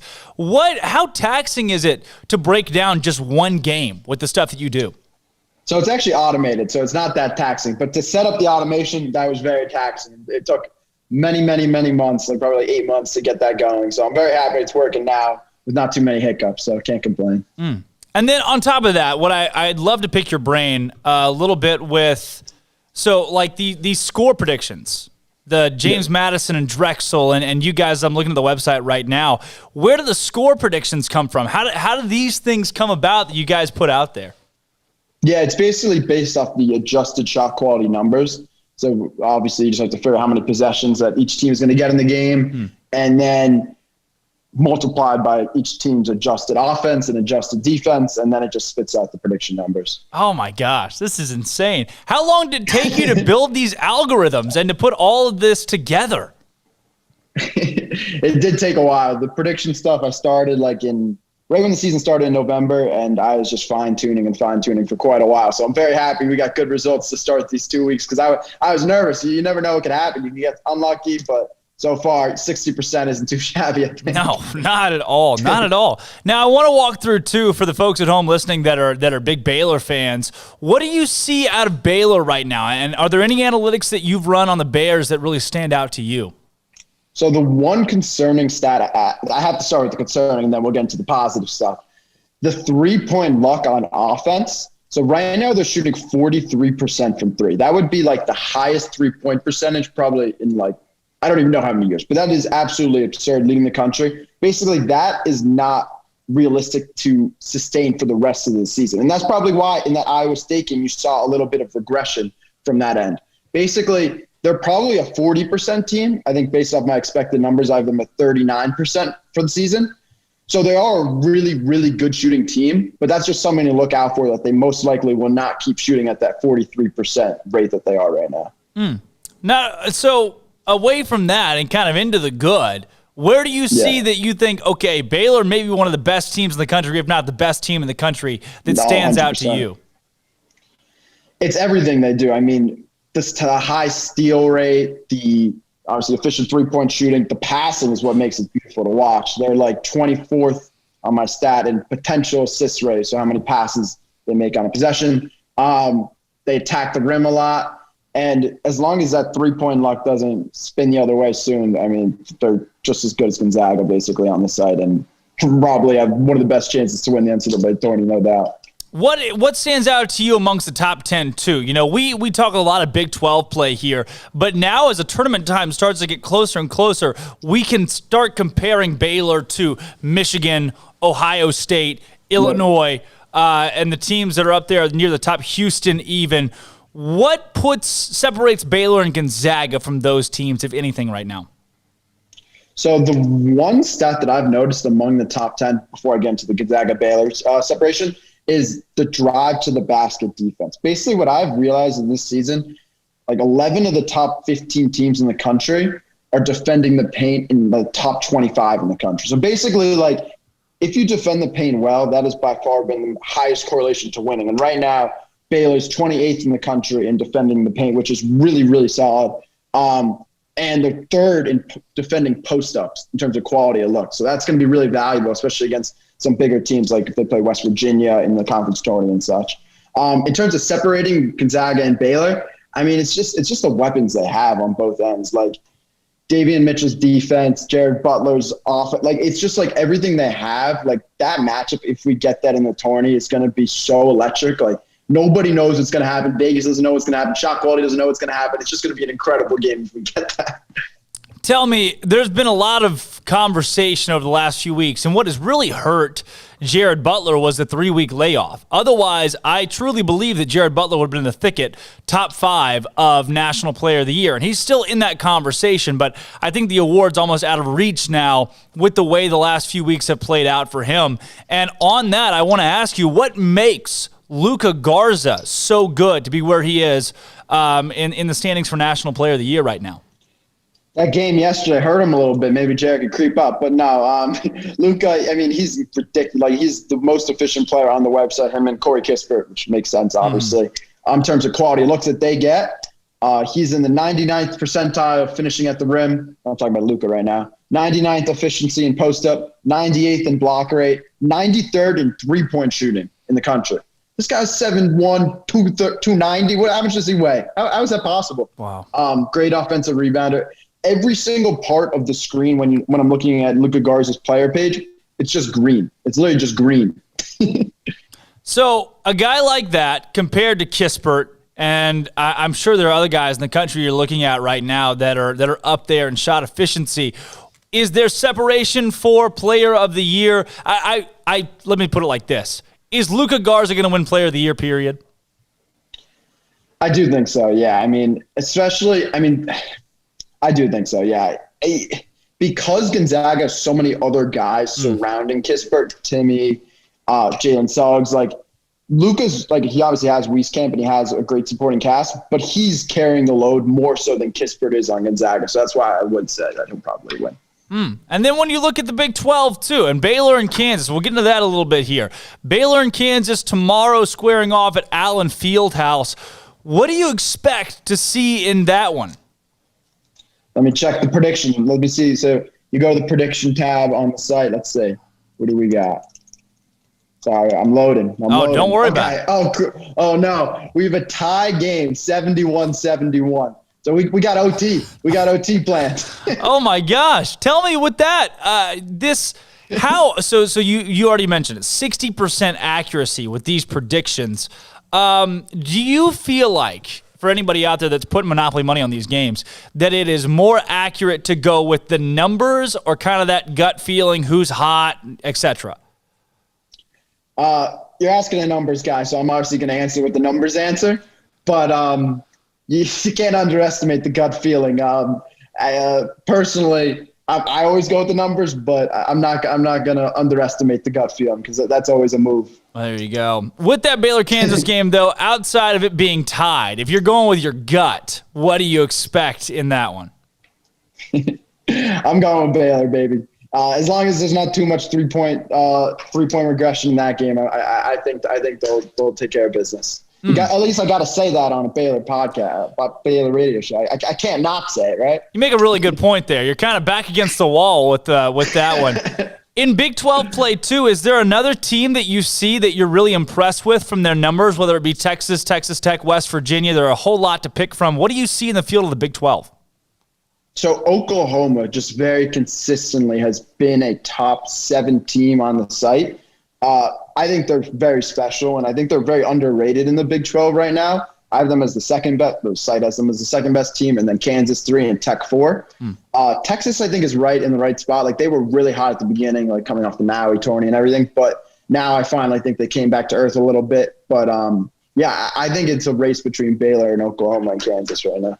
Then outside of that, again, big picture across the country, if you had to put together teams that are a lock for the Final Four, the Elite Eight, from a numbers standpoint right now, which teams can you confidently say, all right, this team should make a run in March? So if I'm giving my Final Four right now, obviously you don't know what seeds they'll be and everything, but Zags, Baylor got to be locked in. And then I think Iowa, if they can get a 2 seed and they're not in Gonzaga and Baylor's bracket, I think they're gonna make the Final Four. And then the 4th and 5th team I have on the site, Creighton. Watch out for Creighton. They are special. Like, low key, their offense, it's nirvana to watch. It's crazy to watch. And Illinois as well with Io. I think he got injured the other day, but I think he should be fine. Oh yeah, the second he's back, they're going to be an absolute force. And I know the Big Ten's just beating up on each other right now, but there's parity across the country. You can't discount that. And moving forward, if you had to pick a national champion today, you got to go Gonzaga, right? I'm on a Baylor. Let's go Baylor, baby. No, I have Gonzaga first on the website, so I got to be honest here. But, yeah, I think Zags, they're just too good right now. Like, I know they're not playing the best competition on the West Coast, but they had that great competition in the non-conference play before, and they seem so unbeatable right now. But if anyone's got a chance, it's Baylor. I want to go back to your website, too, and everything you do with Shot Quality. Again, shot_quality on Twitter. What is, are you constantly tweaking the algorithm and moving numbers around and trying new things and developing, or do you feel like what you have right now is where you're going to stay? So at this point in time, it's consistent. It's very predictive to winning, which is all that matters as long as it's predictive to winning. So, no, I haven't been tweaking really anything. Before the season in like March, April, when I was like creating the algorithm, obviously it took time, so there was some tweaking then. But once I got the correlation high enough to winning, there's nothing else to really fix. And then what's next for you? What's the big goal with Shot Quality to make this thing huge? I just want to get as many fans, teams on board that I can to visit the site, of course. I'm just excited to keep building it out. The site launched in October. I think I've got some pretty good traction since then, so hopefully it'll just keep blowing up a little bit. And I want to give you a shot to plug everything that you're doing right now. I mean, where can people find you? How can teams get connected with what you do and really just utilize your services to the max? Yeah, well, the website's www.shotquality.com. My email, if you guys want to send me an email, simon@shotquality.com. Simple stuff. Or you can find me on Twitter, like you said. But I'm just excited to keep building it out. If anyone has any new features, any good ideas, feel free to hit me up. I've got about a list of 10,000 on a Google Doc, but I'm going to be breaking those down after the season and adding more and more. How about it? Man, I love it. And being as young as you are, a college kid like myself, just being able to pave a way into sports and what you're doing is flipping sweet, man. And everything you've got is so quality, pun intended.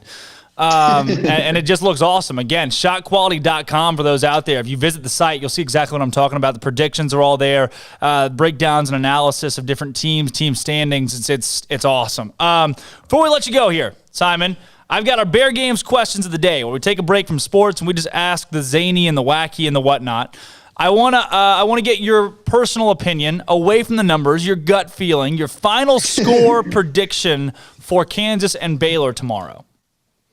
No numbers here. I'm feeling Baylor 76-73. The over. Taking the over and the Bears win it. They haven't obviously released the numbers yet for the over-under, but I'm sure it'll be around the 140 mark-ish.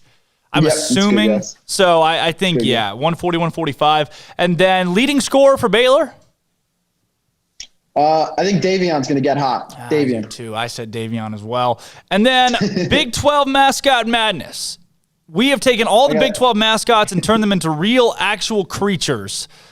A real-life bear and a real-life cyclone, a tornado, are in a cage fight to the death. Who wins? I think my money's got to be on a tornado. Yeah, sorry, Baylor Bear fans. It's got to be on a tornado. We here at Up Tempo believe the tornado has to win, but for some reason, somehow the fans just aren't buying it. But I wonder if they're biased or something. I don't know. We'd have to put some analysis into it, maybe crunch some numbers and figure it out. Simon Gersberg, though, from Shot Quality, joining us today. Again, follow them on Twitter, shot_quality. Check them out at shotquality.com. Simon, thanks for coming on with us. Of course, I appreciate it, my man. Great talking to you. Hopefully we see you again soon later on in the year, March Madness time. Again, that was Simon Gersberg, shotquality.com. All right, I'm Drake Toll, Armstrong Sims, Andrew Robertson in studio today. When we come back, we got Jason Newell coming on the show to break down Kansas and Baylor. This is Up Tempo. Across Thursday night's action in college hoops, number 3 Michigan keeps its hot streak alive with absolute drubbing of Luka Garza and number 9 Iowa at home, 79-57. Gonzaga struggled to fend off Santa Clara, 89-75. Number 19 USC fell at Colorado, 80-62, and number 4 Ohio State was upset by unranked Michigan State, 71-67. On the women's side, number 12 Michigan was upset at Iowa, 89-67. Number 16 Arkansas snuck past Auburn on the road, 74-69. Number 19 Kentucky won on the road at 17 Georgia, 62-58. And the NCAA has announced that March Madness will not have replacement teams if an institution cannot play due to COVID. The team will have to forfeit and their opponent automatically moves on. Elsewhere, Texas has approved a 6-year, $34.2 million contract for coach Steve Sarkisian. On the Baylor side of things, the women's tennis team knocked off Tyler Junior College 6-1 last night. And turning to this weekend, Baylor Athletics will have teams competing in 15 total games, highlighted by men's basketball at 17 Kansas, softball at home against Ole Miss, and 25th ranked Mississippi State, baseball against Texas A&M and Oklahoma, and soccer at home against Texas A&M. I'm Armstrong Simpson. That's all the news that is news in college sports. It's been Armstrong's Minute on SicEm365 Radio's Up-Tempo. From the first workout to the last practice, sports is an incredible challenge. Hi, this is Dan Ingham with the First National Bank of Central Texas, and we're proud to support each athlete, every parent, and our educators. From families, small businesses, to the biggest industry, we're here to help. With remarkable products like First Free Checking, we've got banking ideas that fuel big dreams. The First National Bank of Central Texas. Familiar faces making local decisions. Member FDIC, Equal Housing Lender. Let Camille Johnson Realtors guide you seamlessly through the process of buying your dream home or selling your current one. Commercial, farm and ranch, or residential, Camille Johnson Realtors can smoothly and successfully lead you through any transaction. With a team of 28 experienced agents who are excited about serving you, Camille Johnson Realtors services the entire greater Waco area. If you're in the market to buy or sell, contact Camille Johnson Realtors, 104 Midway Center in Woodway, or find them online at www.camillejohnson.com. Camille Johnson Realtors, elegant, charming, warm. Welcome home. Bird Culchin Ford has been in Waco since 1936. Ford, the #1 selling truck in Texas, 43 years running. And Bird Culchin Ford proudly supports high school football in Central Texas. And no better way to tailgate with a Ford than from Bird Culchin Ford. And are there better vehicles to tailgate with than the Ford F-150 or the Ford Expedition? And of course, you can get them new, pre-owned Bird Culchin Ford. Our sponsor of the Ford Tough Player of the Week, locally owned dealership. Online at bkford.com at 1701 West Loop 340 in Waco. Bird Culchin Ford.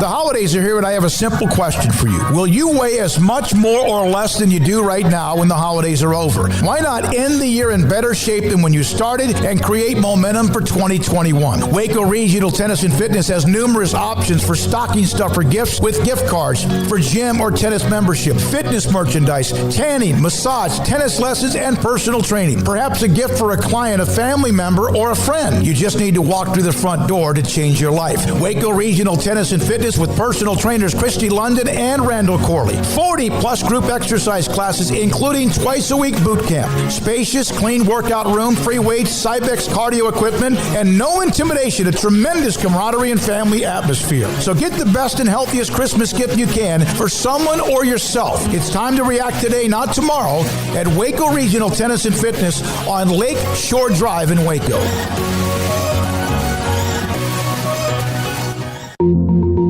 Learning to navigate life in the COVID-19 world has been a struggle, and where and how to get tested has been one of the biggest challenges. Impact Health Labs has your answer. If you need mass testing for your office, church, dormitory, or school, Impact Health Labs is who to call. They will come to you, conduct the testing at your location, and have the test back within 24 hours. Most major insurance accepted, meaning your out-of-pocket cost is low. So no more waiting by the phone for days to find out the results.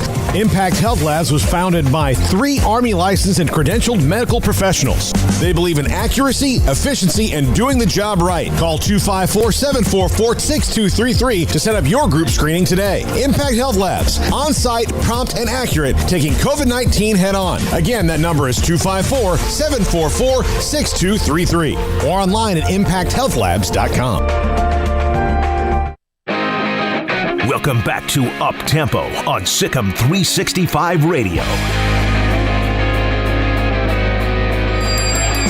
Welcome back into Petty Clinic Low T Bears Den. Happy Friday, everybody. Breaking things down across Baylor athletics. Tomorrow, it's what is maybe the biggest Baylor basketball game since it's far and away the biggest Baylor basketball game since they took on Texas now almost 4 weeks ago. And joining the show to help us break it down again, Jesse Newell, Kansas City Stars KU basketball beat reporter.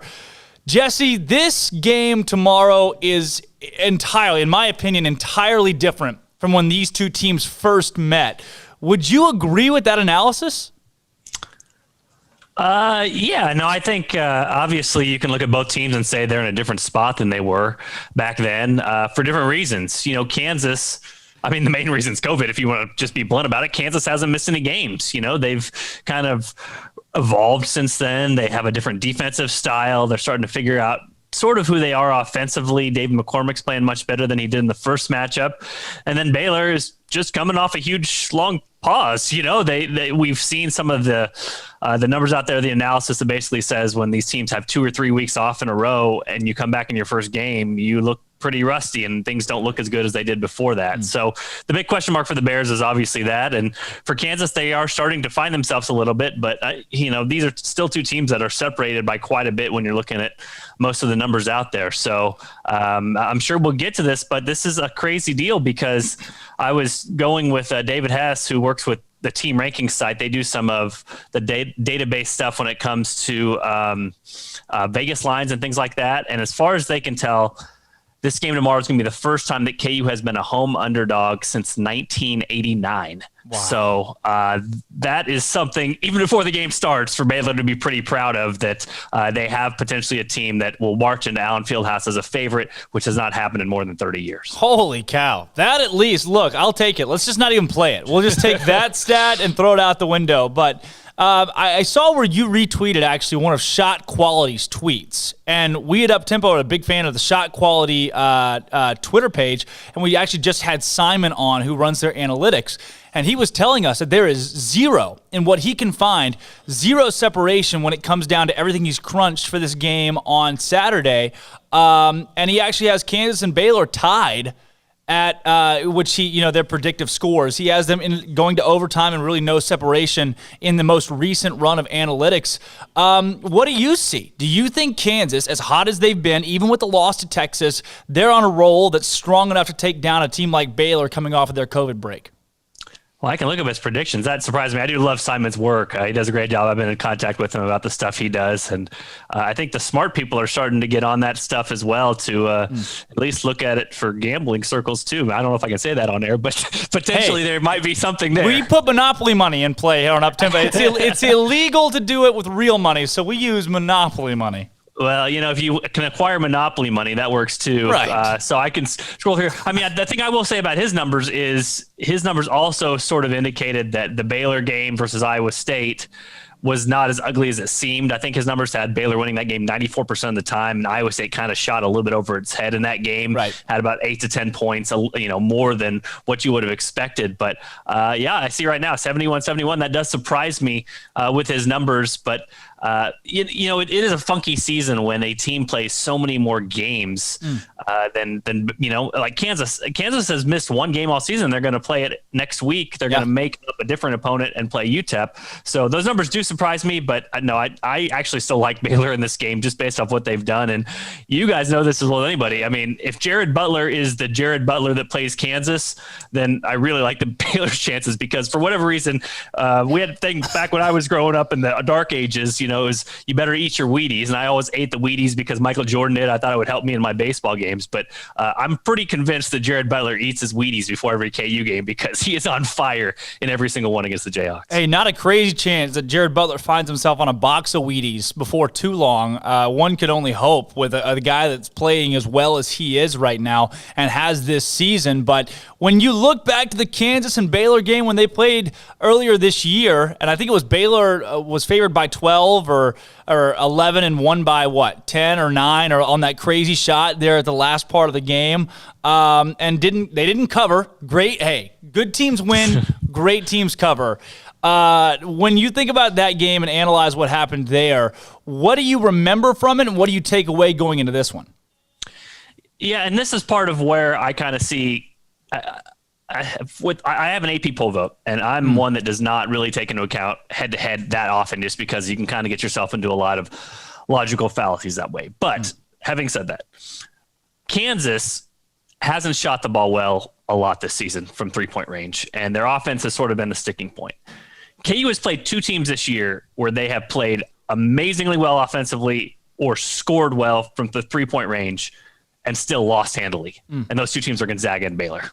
Gonzaga in the first game, KU scored 90 and lost 102-90. Yeah. And in this Baylor game that you talked about, KU made 10 of 19 threes, and still KU was down 15 with a minute to go. Yeah. You mentioned that Chris Tien, one of the worst covers in the history, backdoor covers in the history of sports gambling, when he puts up a shot with 1 second left or whatever and banks it in. So, I think for Kansas, through this win streak that they had before they lost their last game against Texas, they've really locked down defensively, and they've had droughts offensively, but they've kind of been able to just kind of wait it out, and they've been able to get themselves to the other end of it. And then eventually sometime in the second half, they go like on a nice 8 to 10 minute span where they score pretty well, and then they're up, and then they kind of cruise that to the victory. It's just not something you can do against Baylor. Like they've got to be on defensively. They've got to make sure they get out to the shooters. Obviously a guy like Butler can make them even if you are guarding him.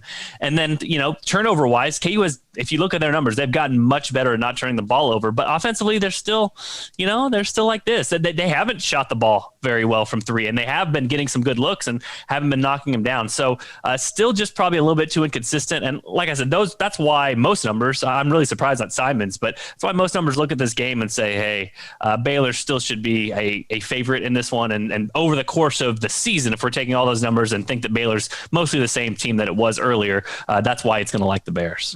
Starting on January 2nd, they're that first month of the new year for Kansas. They went 4-6 with losses to Texas. Then that game at Oklahoma State seemed to really spiral the Jayhawks this season. Tennessee as well. And then all of a sudden, bam, they pick it back up with a 12-point victory over Oklahoma State, a solid Oklahoma State team. Go on that 5-game win streak. Texas halts that in overtime, but Kansas was maybe the hottest team in the Big 12 at that point, vying for that number 2 spot. Do you think even after that Texas loss, that momentum is still there? Bill Self wants it to be, and he's trying to argue that it is. And, grand scheme of things, like you lose to a top 15 team on the road in overtime by 3 points. I mean, that's not the worst loss in the world. That's not something that you're looking at and saying, well, man, how could Kansas not do that? And to be completely honest with you, KU had many, many, many chances to win that game.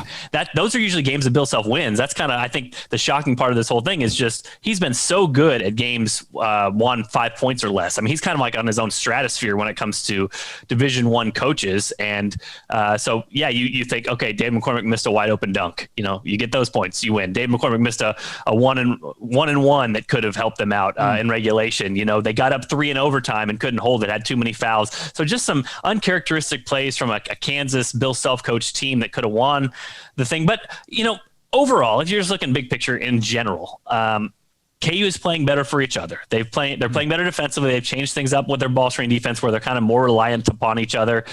They switch all their guard-to-guard screens. That takes good communication. They're communicating better. But you see guys like Christian Brown is just diving after every loose ball, and Jalen Wilson is thinking about team defense rather than just kind of what he can do, shot-wise offensively, and not letting his shots bother him as much whether they go in or not. So, and then offensively, Dave McCormick is playing a lot better inside than he was earlier this season. He's kind of become a little bit of a go-to guy, and Bill Self really, really wants Ochai Agbaji and Christian Brown to shoot more threes. They made a bunch of them against Baylor. If they get open shots, KU needs them to take those because the offense has struggled at times. And any shot right now is kind of a good shot for Kansas based off of some of the turnovers numbers they had earlier in the year. So this is a better Kansas team. This is a team that's sort of finding itself a little bit identity-wise. But again, I don't think they're not the level of Baylor. They just aren't. Yeah. And so we'll see if Baylor can kind of get back up to their level that they were before that break happened. But if they are close to that, then I think I like Baylor in this game.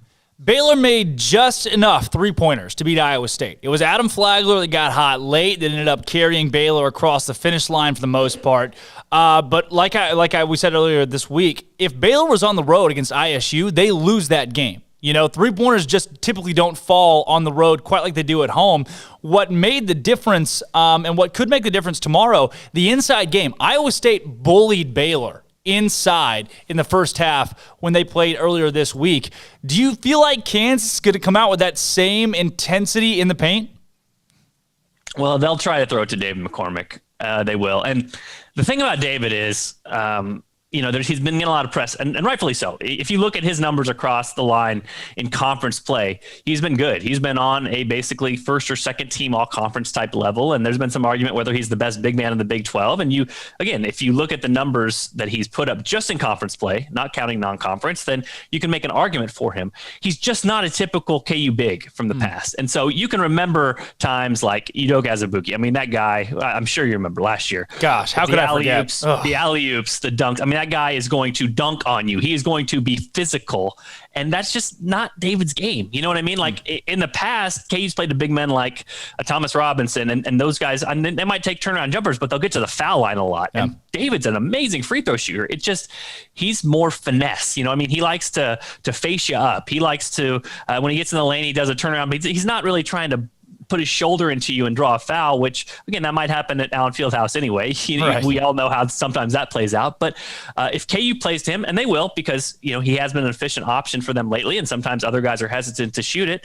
I don't think Baylor needs to worry about getting all their big men fouled out. I don't think Baylor needs to worry about, oh my gosh, this guy is just going to go for 45 points or something, but he has been efficient. He has at times been one of KU's best options, especially in conference play. And he's also doing better when he is double teamed, finding the open guy, kind of looking across to do that. So is it a concern for Baylor? I mean, I'm sure it is. And David has been effective enough to be a concern, but he also has been inconsistent too. He's had some games with some lousy starts. Last game, he got into foul trouble. So I'm not sure the consistency is there to have him be a major focus for Baylor, but he is one, if he gets rolling a little bit early and doesn't get into foul trouble, that, yeah, you might have to do some adjustments there, but he's not the prototypical big man of the past. He's not a guy that is just going to out physical you to every spot on the court.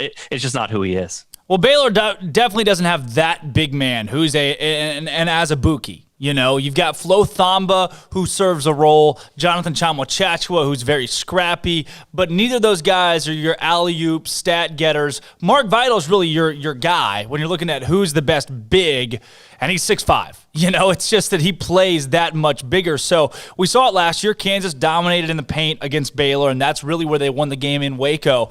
And maybe that becomes a factor this year if McCormick gets hot, but who knows? I'm glad to hear that it won't be an Azubuike-esque situation this season. You've eased my mind a little bit with that. But one of the things, too, with Kansas playing at home, their only home loss this season was against Texas, a really good Texas team that was hot at the right time early on in January. Outside of that, KU seldom loses an Allen Fieldhouse, big crowd, or COVID crowd. Is that going to be a factor tomorrow? It could be. I didn't look at the exact number of years, but KU has won on its senior night for something like 32-ish straight years, something like that. So you have to go back and look at the exact number. I say 32, and if I'm exaggerating, it might be, being low. It might actually be longer than that. Jeez. So it's been a long, long time. So it's kind of fascinating when KU put that UTEP game after this one, because people were talking about, well, is that senior night? Right, they're trying to make sure that this Baylor game is not the senior night game, but they're going to honor the seniors in this game. So there's going to be some emotions involved. Listen, I mean, KU had some close ones at home this year. Obviously, the atmosphere is not the same. It's not Allen Fieldhouse. It's just not. It's not without the 16,300. And you mentioned that kind of the middle ball screens that KU ran to try to take advantage of Baylor's middle defense last year, and all the Marcus Garrett to Udoka Azubuike dunks and the alley-oops and that sort of thing. It's just been more difficult this year. Marcus Garrett is a guy that hasn't had the best vision this year. He hasn't really pressed the action like a typical KU point guard. You think about Devon Dotson or a Tyshawn Taylor or a Sharon Collins back in the day. That's just not his game. Plus, he's been worn out because he's given up so much energy on the defensive end. You put him on the ball, and he's kind of having to expend energy there. He's not the same conditioned athlete of like a Devontae Graham who could run up and down for 45 minutes and be fine with it. And then you add in the fact that like David McCormick can finish dunks, but he doesn't have the same vertical leap, balance, or hands that Udoka Azubuike did. So this team, I mean, if you look at their dunk number for the year, it can't be much more than about one a game. I mean, they are about probably on the pace of about a third of the dunks that they had last season, just from Udoka Azubuike himself. So it's a different Kansas team. It's not going to be the same sort of thing that you've expected from years past, but like I said, I mean, will they play through David? Yes. Have there been times when he's gotten going with a left hook, right hook in the lane? He can get the ball kind of one-on-one and take his guy and be a pretty good efficient shot for Kansas. Yes. And then when he misses, sometimes Jalen Wilson's crashing the glass gets an easy two that way. So there's ways that KU can score, but I mean, if you look at their offense, adjusted efficiency this year, it's the worst of the Bill Self era. I mean, there's a lot of ways of saying it. I've said it many, many times. This is just not a typical Kansas team. you don't have to worry about the same sorts of things from a typical Kansas team. Now, could they shoot well in one game? Absolutely. Could Ochai Agbaji and Christian Brown get hot? You saw it down in Waco. They could, but even that didn't, result in a competitive game. So we'll see how KU attacks Baylor, but it's just not quite what it normally is in Lawrence. That's my next question, too, with Agbaji and Brown both. Are those the guys that would be the difference if Kansas is able to pull it off tomorrow? Yeah, I think so. And it's kind of part of the narrative, too, because Bill Self, after the game, one of the things he was most frustrated with after the Texas game was that Agbaji and Christian Brown passed up open three-point attempts. And this is different from years past with Bill Self. It used to be, if they missed their first 7 or 8 threes, that he kind of just wanted everybody to go inside. It wasn't their night from three, and it's time to just kind of put your head down and drive it and see where it gets you. This team is different, and his coaching philosophy is different. It's more kind of an NBA thought process, which is like, look, Ochai Agbaji, when he gets a spot-up three with his feet set, is worth about 1.2 points per possession. And there's going to be very few shots that KU gets this year, especially since they don't get very many easy baskets that are going to be better than that. Christian Brown the same way. He actually can shoot off the dribble a little bit too. But those guys, if you get them to dribble into the three-point arc, you've won. That is not their game. They both of them will shoot occasional floaters or will try to get in there a little bit. Christian Brown a little bit more so. But that, again, if you look at the PPP numbers on that, they're basically cutting their PPP numbers in half if you get them to dribble and go inside the three-point line. So Bill Self wants them playing to their strengths. And as you saw, like the previous Baylor game, they got some open threes. They got some deep threes. Christian Brown, I remember, made a really deep one against Baylor. And it could be very important for Baylor. Bill Self talks about this all the time. You can't really control a lot of the three-point luck, but maybe what you can control a little bit is if those guys get off to a good start. And so if Baylor can really lock down on those guys in the first 4 minutes, it has had a tendency to either be a great game for them or a not so great game. And actually, CJ Moore of The Athletic wrote kind of an interesting article about a month ago about Christian Brown. When he made his first three, just took off. And when he missed his first one, he basically was horrible. So those guys, more than the others, I think are a little bit prone to, if they don't get off to a good start, they lose their confidence. So the first 4 minutes might tell you a lot. If both Christian and Ochai have a three in that first 4 minutes, then it might be a little bit more competitive game than it might be otherwise. On the Baylor side, outside of Jared Butler, who do you look at as a guy that could be the difference maker or an X factor if Baylor is to win this game? God, they got so many. That's part of it too, is that, you even to the bench. For Kansas, they're starting to get contributions from Bryce Thompson as a ball handler, which has been big for them. DeJuan Harris is not a scorer at all, but he's kind of taking some pressure off them as well. But KU's not very deep. They don't go very deep at this point in time. They'll bring Tristan and Aruna off the bench, kind of a long wing as well. But Bill Self's basically limited to 7 players, and that's kind of Baylor. You not only do you bring guys off the bench, but sometimes you bring a guy off the bench that can go 5 or 6 from 3, and it wouldn't even, you don't even blink if a guy like Matthew Meyer comes in and hits shots. You're just like, oh, that's Matthew Meyer. Of course he's going to. But listening to Norm Roberts last night talk, the assistant coach for Kansas, and he was kind of asked about some of Baylor's personnel. Listen, I know for a fact they love Mark Meidel. They would take him on this KU roster in a second. They love how he plays. They love his switchability. But as far as maybe just the X factors go, I'd probably go with Davion, just because his on-the-ball defense, and same thing. This Kansas team has kind of transitioned lately, and how they've helped their offense is getting up shot volume, trying to not turn over. Because if you're not going to get easy baskets, you might as well get shots up, whatever shots they are.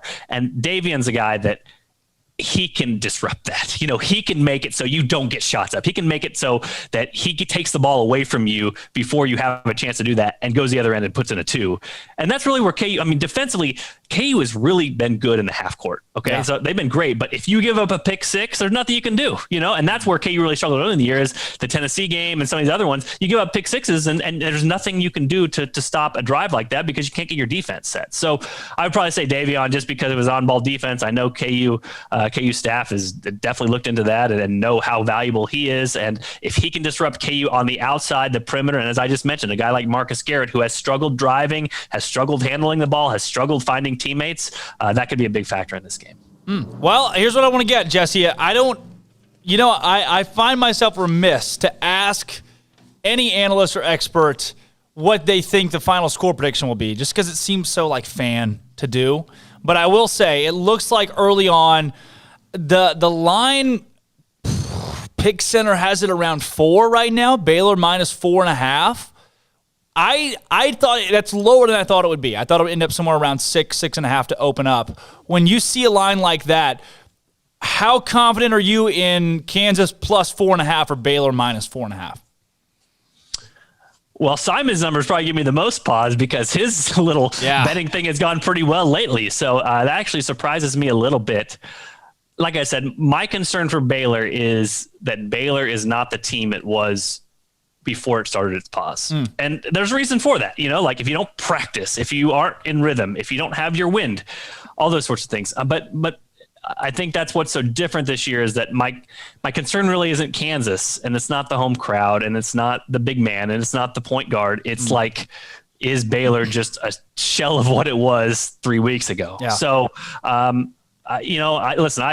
do a quick scout preview and put an against the spread pick in every single one of them. I haven't done this one yet. So, but I've been lousy this year. Over 7 years of time, I'm pretty good. Over this year, I've been horrible, though.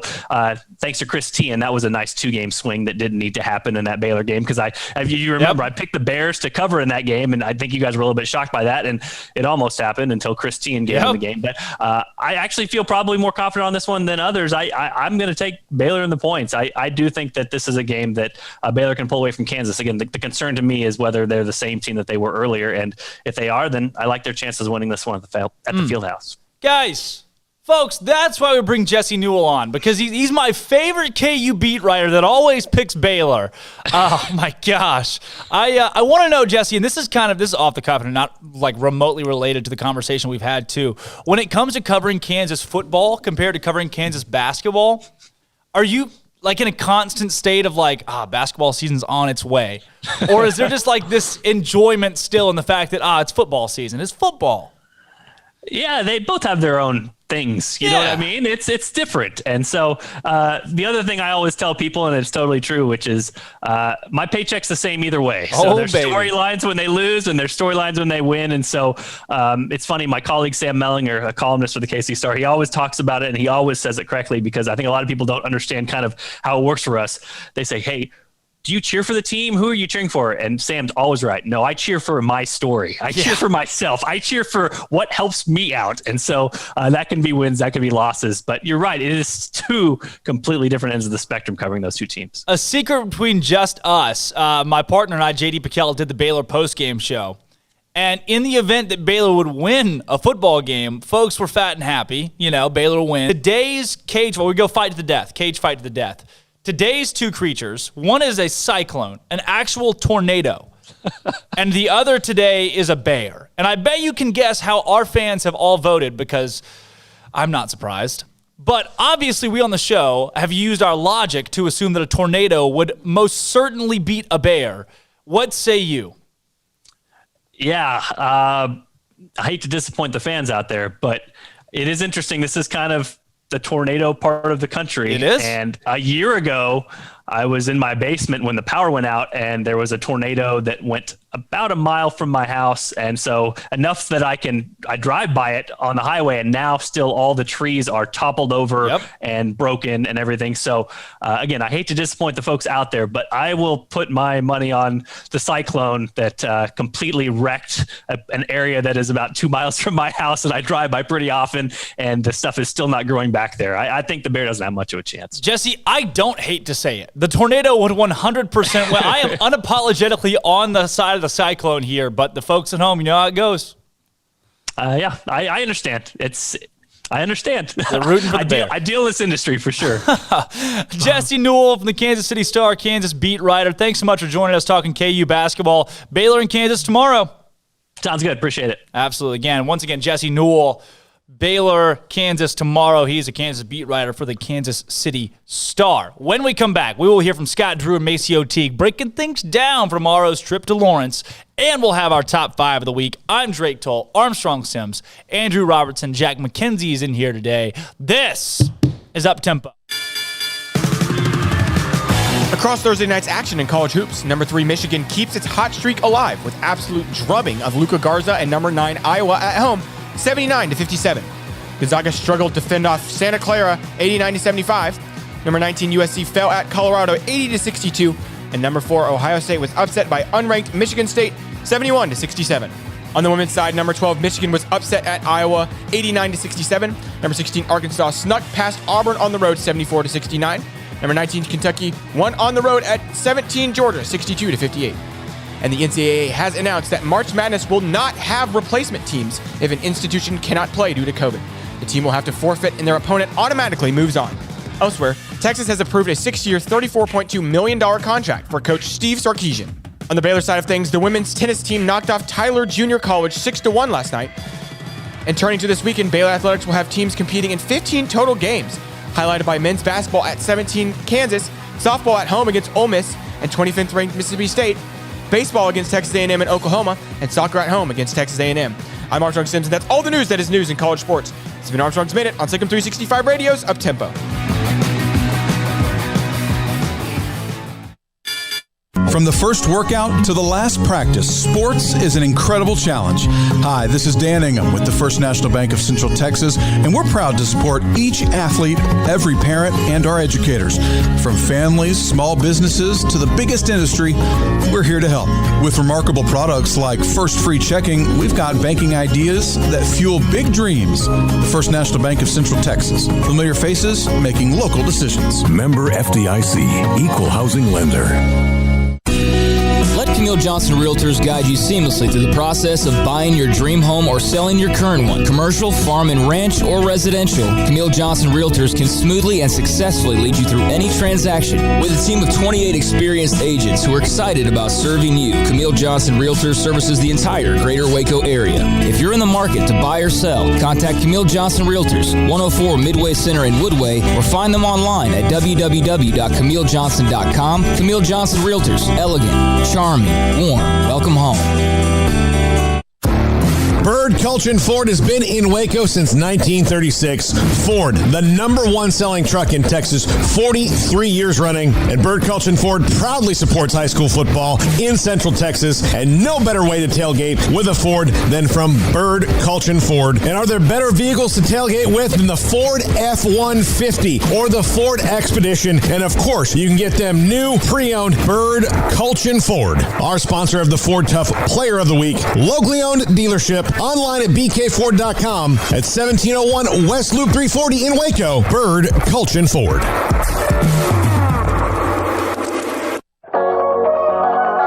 The holidays are here, and I have a simple question for you. Will you weigh as much more or less than you do right now when the holidays are over? Why not end the year in better shape than when you started and create momentum for 2021? Waco Regional Tennis and Fitness has numerous options for stocking stuffer gifts with gift cards for gym or tennis membership, fitness merchandise, tanning, massage, tennis lessons, and personal training. Perhaps a gift for a client, a family member, or a friend. You just need to walk through the front door to change your life. Waco Regional Tennis and Fitness with personal trainers Christy London and Randall Corley. 40-plus group exercise classes, including twice-a-week boot camp. Spacious, clean workout room, free weights, Cybex cardio equipment, and no intimidation. A tremendous camaraderie and family atmosphere. So get the best and healthiest Christmas gift you can for someone or yourself. It's time to react today, not tomorrow, at Waco Regional Tennis and Fitness on Lake Shore Drive in Waco.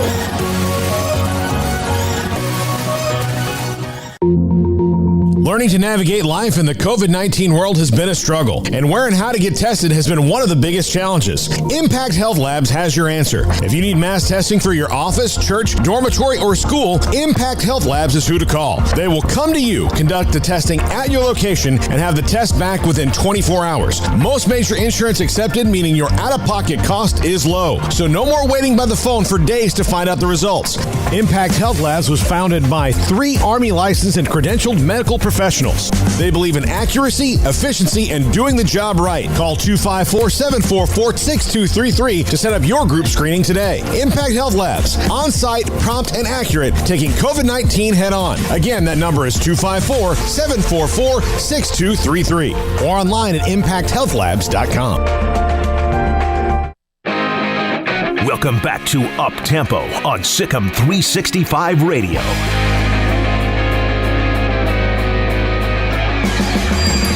Welcome back into the Petty Clinic Low T Bears Den. Tomorrow, it is Saturday in the park. You know who sings that? Chicago. Great job. Great job. Brass band, big brass band. Brass band.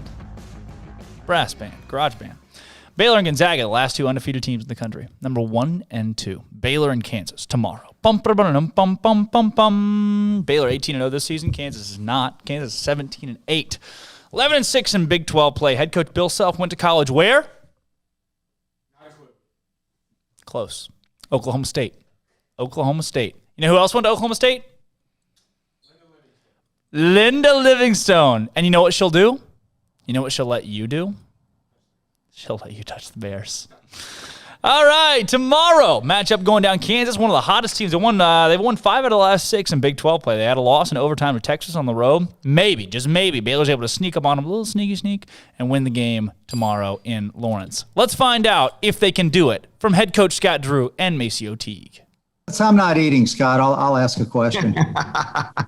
Well, I guess maybe a little irony here. You get a chance to clinch the Big 12 title at Kansas, which is probably the hardest place, historically to play. Yeah. Well, I know we're still just excited to be back playing, coming off a 3-week pause. Excited about getting back to playing how we were before that. And at the same time, always great atmosphere at Kansas. And if it's 10%, 15%, 25%, one thing I've learned is it doesn't matter how few the crowd, they do still impact the game. So we got to be ready to go on the road, and hopefully our legs are a little more under us than they were last game. Do you know yet if John will play? DK gets that honor, and Baylor releases that an hour before the game time, who can play and who can't play. Scott, you mentioned obviously trying to get your legs still under you. What sense did you get from the guys after the game and into yesterday, and even if you've seen them today, just how they've kind of recovered? Exhaustion after the game, and again, I know our coaches' staff was really just appreciative, proud of the effort they put out there and the heart that they showed. Yesterday we were able to recover. Today, obviously, we'll get back to practicing. So hopefully, again, I know talking to a lot of coaches that went through a pause similar to ours, because every pause is different. But normally it takes a couple games, and we're blessed. We got a lot of upperclassmen, so hopefully it's sooner than that.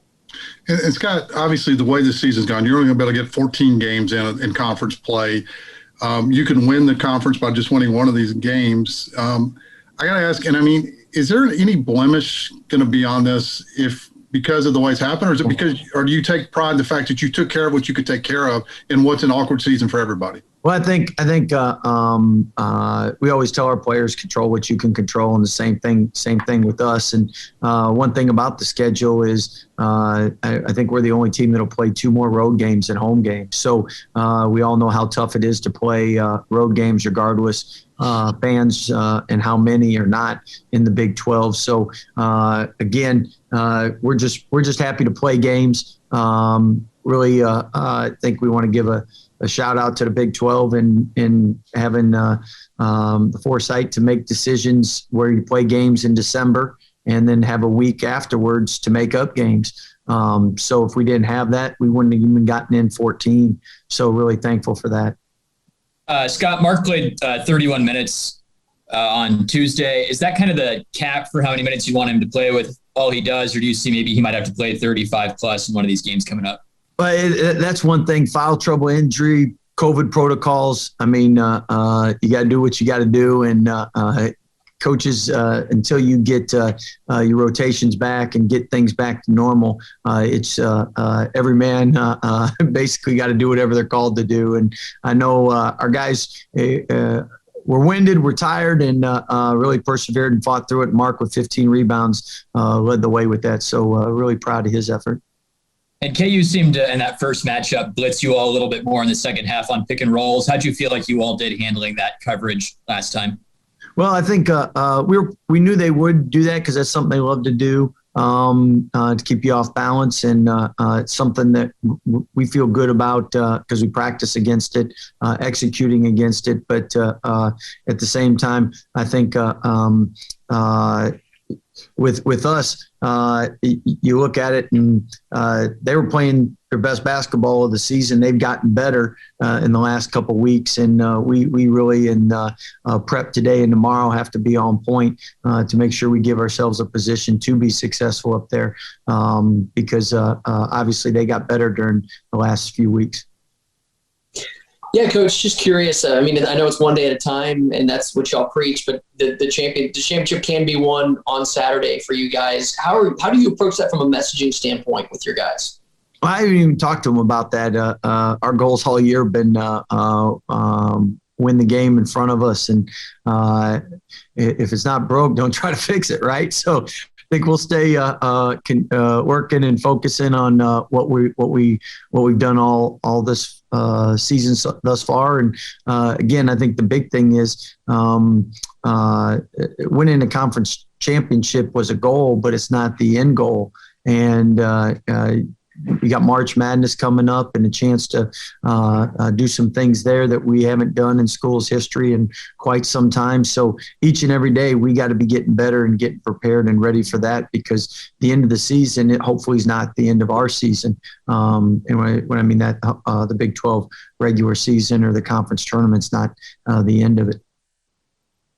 And along those same lines, going one day at a time, but it's a very rare accomplishment to go undefeated in the regular season. Does that mean anything to you guys trying to attain that goal? Well, definitely it's something that if you look at it from, it's kind of like the top of the mountain. If you look at the top, it's hard to get there. But if you just keep focusing one step at a time and the one game in front of you, it's a lot easier to reach your goal. So with us, every day we get a chance to practice. It's a blessing. We got to make the most of it. Every time we get a chance to play, we got to make the most of it. And hopefully on the back end of this, the positive side is once we get back to playing how we were, hopefully we're a little fresher and more excited to play come March because it's tough when you're watching everyone else play and you can't play. Yeah, hey, Coach, after the game, you had talked about just having patience and not getting frustrated with the team not being where they were 3 weeks ago. What did you learn about your team in those moments? And then has that attitude continued into practice as well?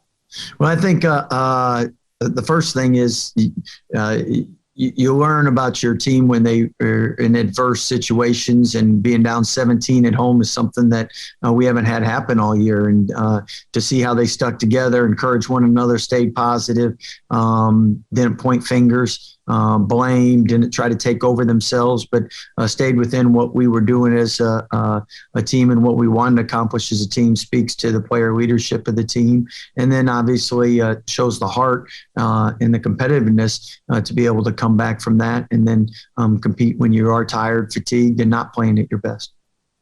Scott, one thing about your offense is the fact that you guys create so much transition off the live ball turnovers, and Iowa State seemed to do a pretty good job of taking that element away from you guys. Was there anything when you broke down the film that contributed to why that happened, or what did you see from that angle?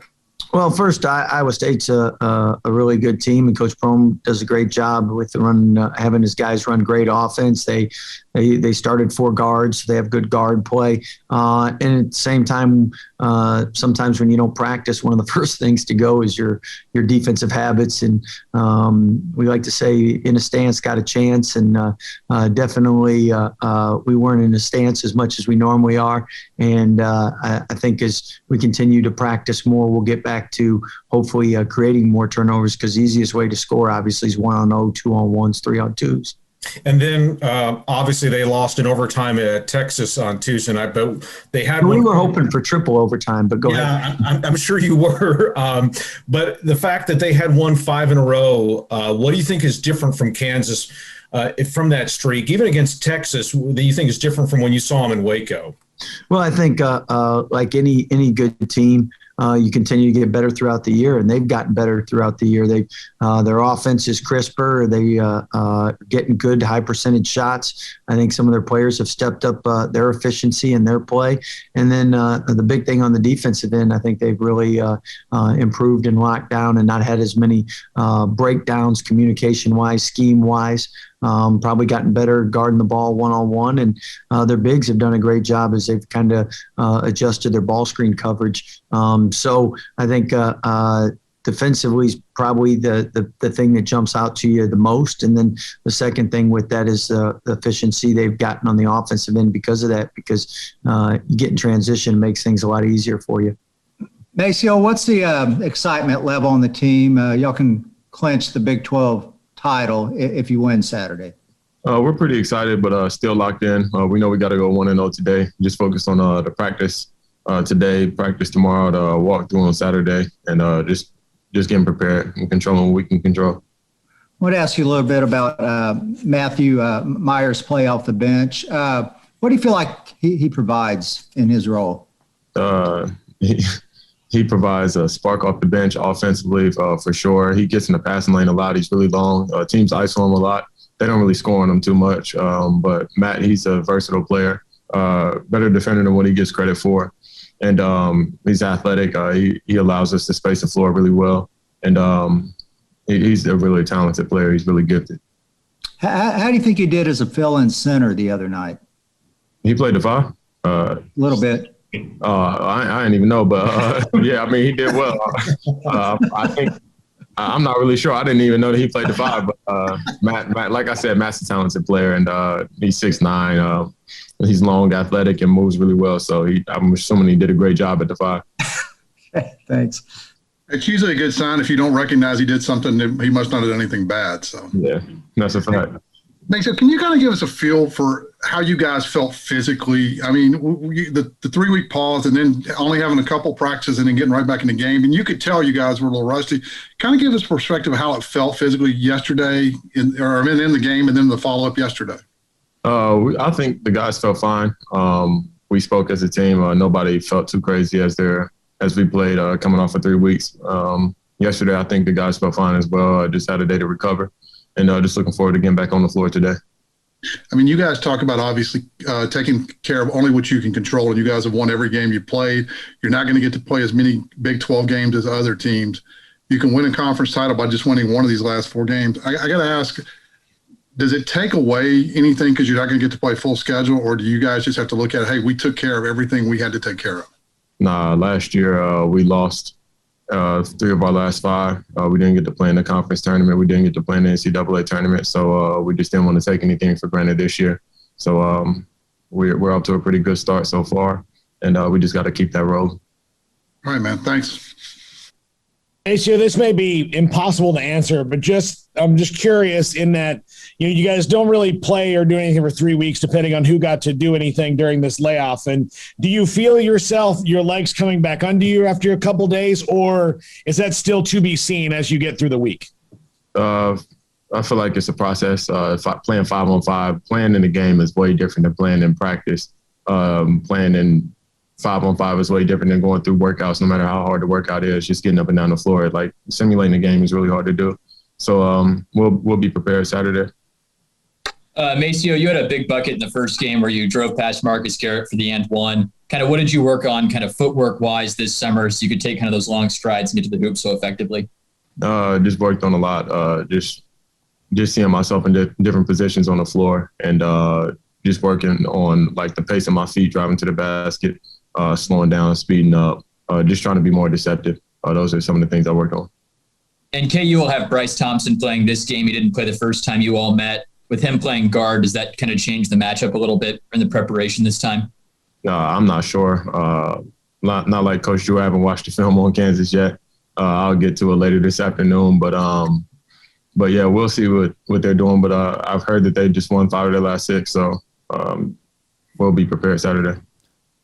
That was Scott Drew and Maceo Teague breaking things down for tomorrow's ball game between Baylor and Kansas. 7 o'clock. ESPN tomorrow night. You guys can watch that game. It's not on ESPN Plus because you know as well as I know that none of us, all of my homies, hate ESPN Plus. There's one thing. Every time a game's on ESPN Plus, people go crazy. Deservedly so. All right, here's what we got. Top 3 of the week. Armstrong tells me we have top 3 because top 5 we just don't have time. There's not enough time in the day. Look, if we can make up tempo 4 hours, we would do it, but we can't. Top 5 today. Top 3 today. Sorry about that. Number 3, LaKelsey Johnson Jr.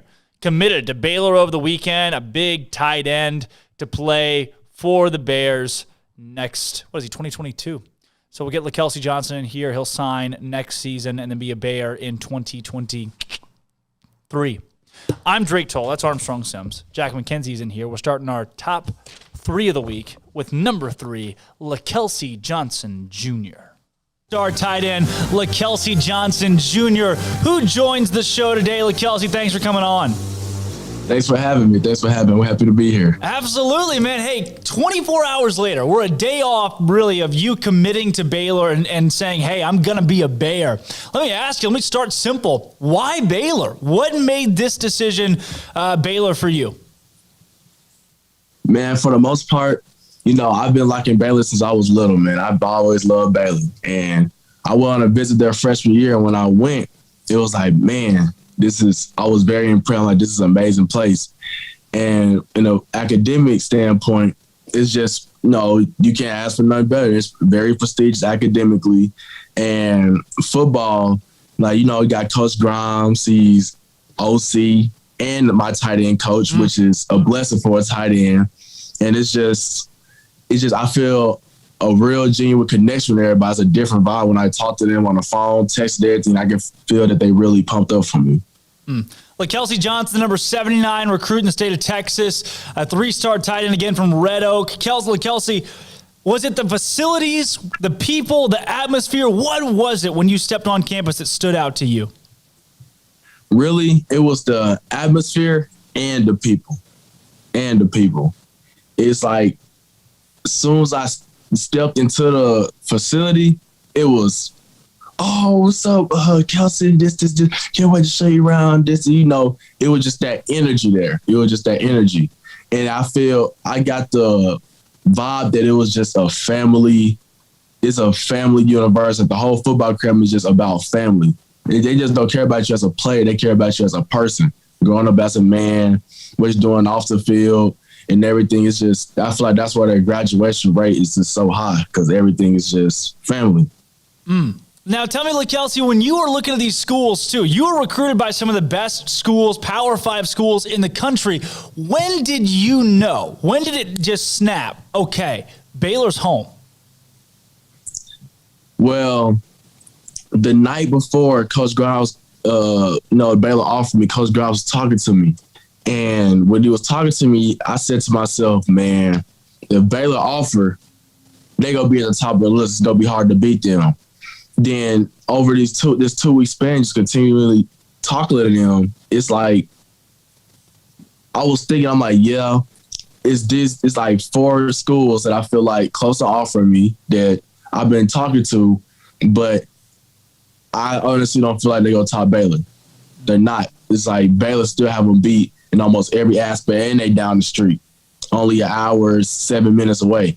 So I'm like, it's just, I feel like this is home. I feel like it was just meant to be. It's a perfect fit for me. Couldn't pass it up. LaKelsey, when you broke the news to your family, too, what was their immediate reaction to know their son's going to Baylor University to play football? Well, walk downstairs, I feel like I want to commit right now. Like tomorrow, I feel like telling them tonight I want to go to Baylor. Oh, my dad, oh, wow. My mama, okay, are you sure? I was like, yeah. And, they was just real happy about it. They called some family members, gave an inside scoop. But I think it was a different feeling once I let it out there at 1 p.m. Once I let it out there and let everybody know, that's when it was like, wow, he's actually going to Baylor. Like, he's actually going to Baylor. He's actually close to home, where we can see him. He can come see us anytime we want. And it's just, I feel like their immediate reaction when I walked downstairs after I posted it, I think I see my dad tearing up a little bit. I'm not going to lie. I think that was excited, very excited. Was it emotional for you, too, really, before I get there, I want to start. When you put it out on Twitter, you said, hey, I'm committing tomorrow, 1 p.m., said it, I'm committing. When you put that out, was there a sense of peace knowing that, hey, I know where I'm going? Yes, I said it was. It was a sense of peace. Now, I did think about the relationships I'd have built with other coaches, and it was like man, I'm really finna, let it go. But I'm like, at the same time, it's a business, and this is where I want to be. And I do what it takes. I gotta, just set that aside, and focus on Baylor. I just gotta focus on Baylor. And yeah, it's just when you said how was like the emotion, it's like the whole day I was just, I don't know, just happy, just feeling, I don't know, it was just something inside of me that just wanted to, it's a couple of times you can feel it in my chest. I'm like, I just want to scream. I just want to scream sickle. Like, I just want to, that's how I felt. I was genuinely just really happy.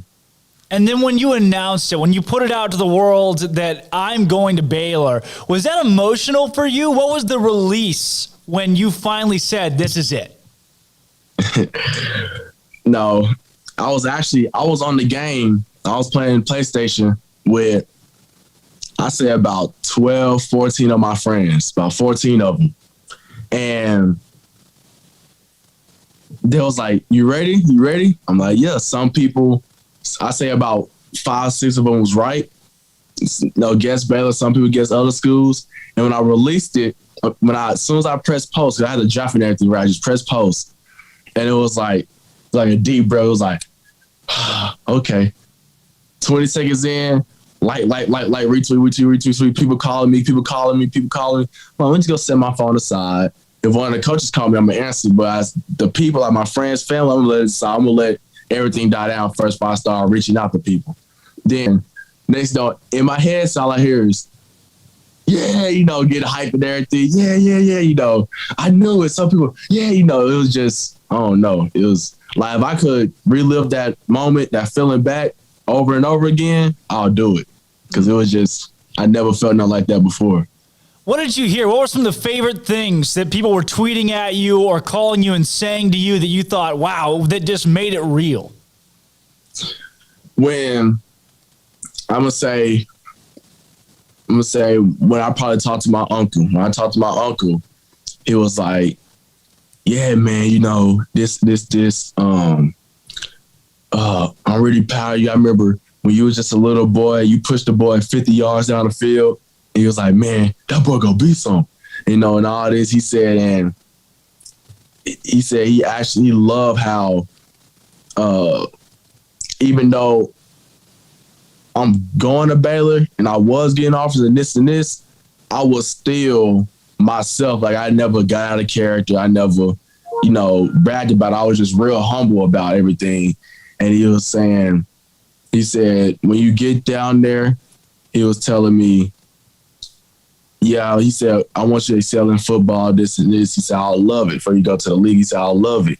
He said, but as long as you get that education, that's what's most important to me. Especially since he said, because he older, he said, I wish I could always go back and get my education because he never did that. So, them type of calls with family members really, really made it feel real, especially my friends I've been with since I was like 4 or 5, maybe 6, saying, remember we talked about going to this college and all of that? And I'd be like, yep.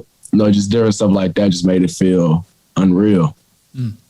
Kelsey, you talked about the education and what that means to you and Baylor being a prestigious academic school. Walk me through how much it means to you for Baylor to put academics first.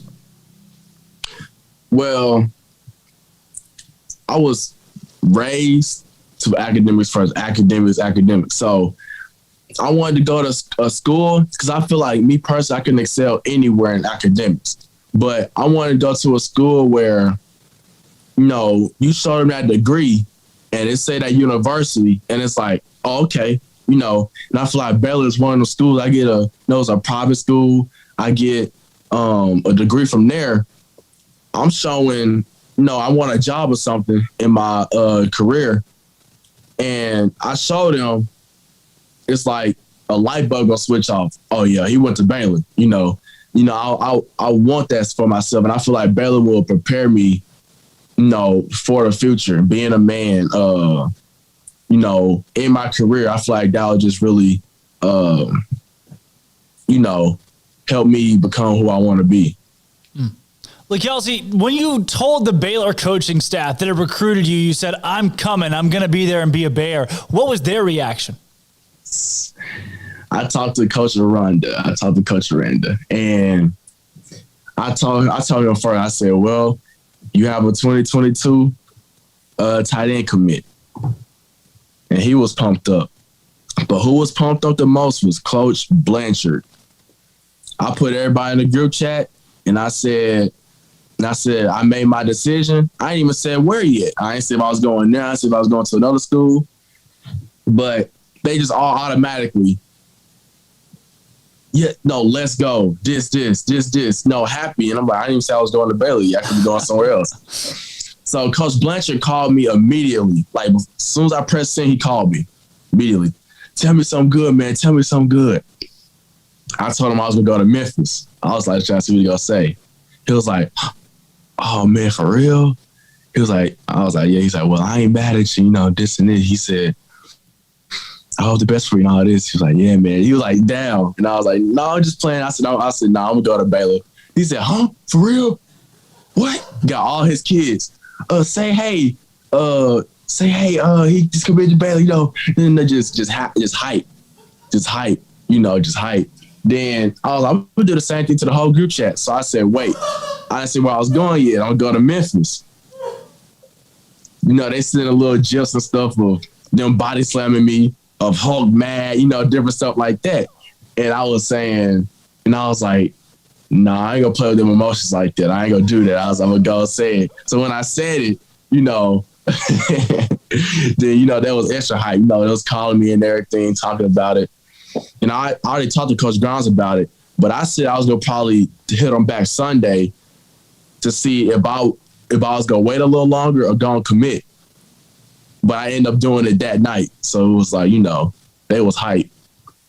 You pulled a fast one on the entire Baylor coaching staff? Wow. Yeah, I was trying to see their reaction. Oh, my goodness. Well, look, I'm sure they were extra excited after that, after thinking you weren't going to play for Baylor. Wow, I can't believe that. When they called you, though, and especially Coach Grimes, I mean, what was their message to you? Were they just excited, or was it really, could you feel how genuine they cared that you were coming? Pull a fast one. On the Baylor coaching staff, like Kelsey Johnson Jr., unflipping believable, and a new Baylor recruit. Speaking of Baylor recruits, it's recruiting season always. BU just landed another recruit out of the 2022 class, a defensive tackle from Pflugerville. He is Cedric Roberts, 6'4", 275-pound, 3-star Cedric Roberts from Pflugerville, committed to Baylor today, the 6th recruit in 2022. Number 2 on the top 3 of the week, Cooper Dawsey. You guys know him. He proposed to his girlfriend at the Baylor basketball game on Tuesday. We had him on Wednesday morning, right after it all went down. This from Cooper Dawsey and his new fiance, Ashley. Maybe the biggest win in Waco last night. Cooper Dawsey, Ashley Sivadan. Ashley, though, she's going to be Ashley Dawsey soon enough after last night's events. But Cooper proposed at the men's basketball game to Ashley, who is a Baylor cheerleader. Cooper, man, how long has this been in the works?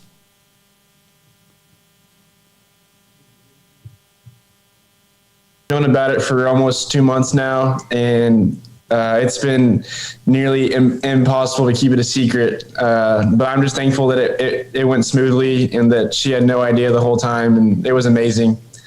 So, Ashley, we just saw the video of everything going down last night, and Nate pulls you guys over, and he's just introducing you as cheerleaders and thanking the captains, and then, bam, you turn around, and there's Cooper. Walk me through that moment. Yeah, honestly, it was super unexpected. I was not expecting it at all. Cooper and I had obviously discussed our future, but I would have never picked a Tuesday basketball game, let alone in the middle of a basketball game. But when I turned and saw him, I was like, oh my gosh, there's no way this is happening right now. This is totally made up. And then I kept backing away, I think because I was so nervous, and I was like, wait, what's happening right now? And so honestly, I was very shocked, but also very excited. And so it was a really cool moment, and we'll never forget it. Cooper, everyone that proposes wants to find something interesting and unique and a way to surprise their would-be fiance. And Ashley just said it. She never would have thought on a Tuesday at a men's basketball game. And so you nailed it. How did you come up with that? Well, I figured that she'd be set on it being on a weekend. And so I figured maybe there's a way I can get it to be on a weekday. And it happened to be that this game was not during a tournament or anything. And it was perfect timing. And it was her last game to cheer too. And so I figured it'd be easy to get her family down to see her last game without her having any suspicions. And so it went absolutely perfect, and I'm super thankful that this was the first game back from the COVID break. Yeah, Cooper, we talked about that off the air. You had this in mind. Did you plan this a couple weeks ago and COVID kind of threw it for a loop, or really where were you with the whole idea that, man, are they even going to play because of COVID? Yeah, so it's always been the 23rd, like I said, but the last 2 or 3 weeks have been super stressful because I was like, is this going to happen? Like, am I going to have to make another plan? This was going to be awesome. And so not until probably the end of last week when David K contacted me and said it was full go is when it kind of hit me. And I've been pretty stressed the last week just trying to keep it away from her. But honestly, David K did a great job helping me out, and I'm just so excited that it ended up going so great. Now, Ashley, were both families able to be there? And if so, what was that like for you getting to share that moment with your family? Yeah, so my family is from Houston, and they actually drove in for the game last night to celebrate my last game. And totally planned to stay the night. Never crossed my mind that was weird. And Cooper had mentioned to me that before the game, he had a ticket and he was going to go. So when we got to the game, I was looking for him and I didn't see him. And I was like, maybe something came up with golf. And so they all got nervous because I was looking around a lot thinking that I had seen them, but I was really just trying to see if he was in the stands. And so then when I saw his family there too, I was immediately emotional, and I'm not a big crier because I think I'm stubborn with it. But when I saw the families, I was so excited because not only did we just get to celebrate my last game, but a really special moment, and to see my future in-laws and people that feel like family already, I was like, this is the best day ever. I'm so excited. Cooper, everybody that proposes talks about the nerves that go into it. Walk me through that for you. Well, that was the longest first half I've ever been to in my life. I can't tell you anything that happened in the first half. I don't even know what the score was. I literally was looking at the clock the whole time, waiting until it hit, I think it was 5 or so minutes. And it didn't really hit me until the girl took me to the correct section, and we're going over there, and I've got to stay hidden. And as soon as I got to the top of the stairs, I just started shaking, and I've got a stutter too. And so I was really worried that I was going to come out. But, I think as soon as I got on my knee, everything kind of calmed down, and it was amazing. Ashley, it's a story that couples tell for their entire lives, how they got engaged. And you'll be asked that question, I'm sure, the rest of your life. And you get to tell this story. Is this really a dream scenario for you? Is this just a cool moment? Or hyping you up? Who all was on the inside? A lot of people, actually. And that was what was most stressful, is I can't control their words and everything. And so I was I was just scared that they were going to accidentally say something, but it was somebody's from high school, my teammates, her teammates, her best friends, her roommates. There was a lot of people in on it, and they all did a great job, and they just mean a lot to us. And I'm just super excited that all those people got to be there. And then Ashley getting engaged. Now, what was the reaction immediately, whether it be social media, texts, calls that you got when people found out, holy cow, she's engaged? Yeah, no, honestly, I had no emotions. I just looked at them and I was like, so do I keep cheering or do I talk? Like I didn't know what to do. And, my coach immediately was like, you can leave, like, you're more than welcome to leave. And I was like, but this is my last time. And I didn't know, but they didn't want me to leave because they were planning a little cakes and stuff like that for me to have after. So it was really sweet. But I got a lot of texts, and which means a lot, and just showing that people cared in FaceTimes. But I still don't know if I have emotions towards it yet. I feel like I haven't processed it. I was up at 5 a.m. for practice this morning. So I'm like, I'm not there yet. But I think in a couple of days I will be. But honestly, I know I'm excited and I am very thankful, but I don't know if I have words to describe how I'm feeling right now. Oh my gosh. Yeah, you guys are like 14 hours past it right now. I can't imagine how fresh that is. But thinking back way past that, Cooper, I mean, when your first brainstorming idea is like, oh, am I going to take her to Cameron Park? Or are we going to go to Suspension Bridge? How did you land on this? Is this an original idea? It was my mom and dad. It was their idea, actually. My mom wanted me to get in the bear costume and take like the hat off and propose that way. But I couldn't do that. I just couldn't get myself to do that. And so my dad, he was either like, do it at the basketball game or do it at the golf facility, something like that. And I thought the basketball game was perfect because it was the easiest to get everybody there. And so I wish I could say it's my first idea, but really it's my dad's. Ashley, I would be remiss if I didn't bring up the fact that Cooper is not just a golfer, but one of the best golfers, not just at Baylor, but in the country. I mean, a two-time All-American. Walk me through Cooper's golf game, and do you think you could beat him in a round of 18?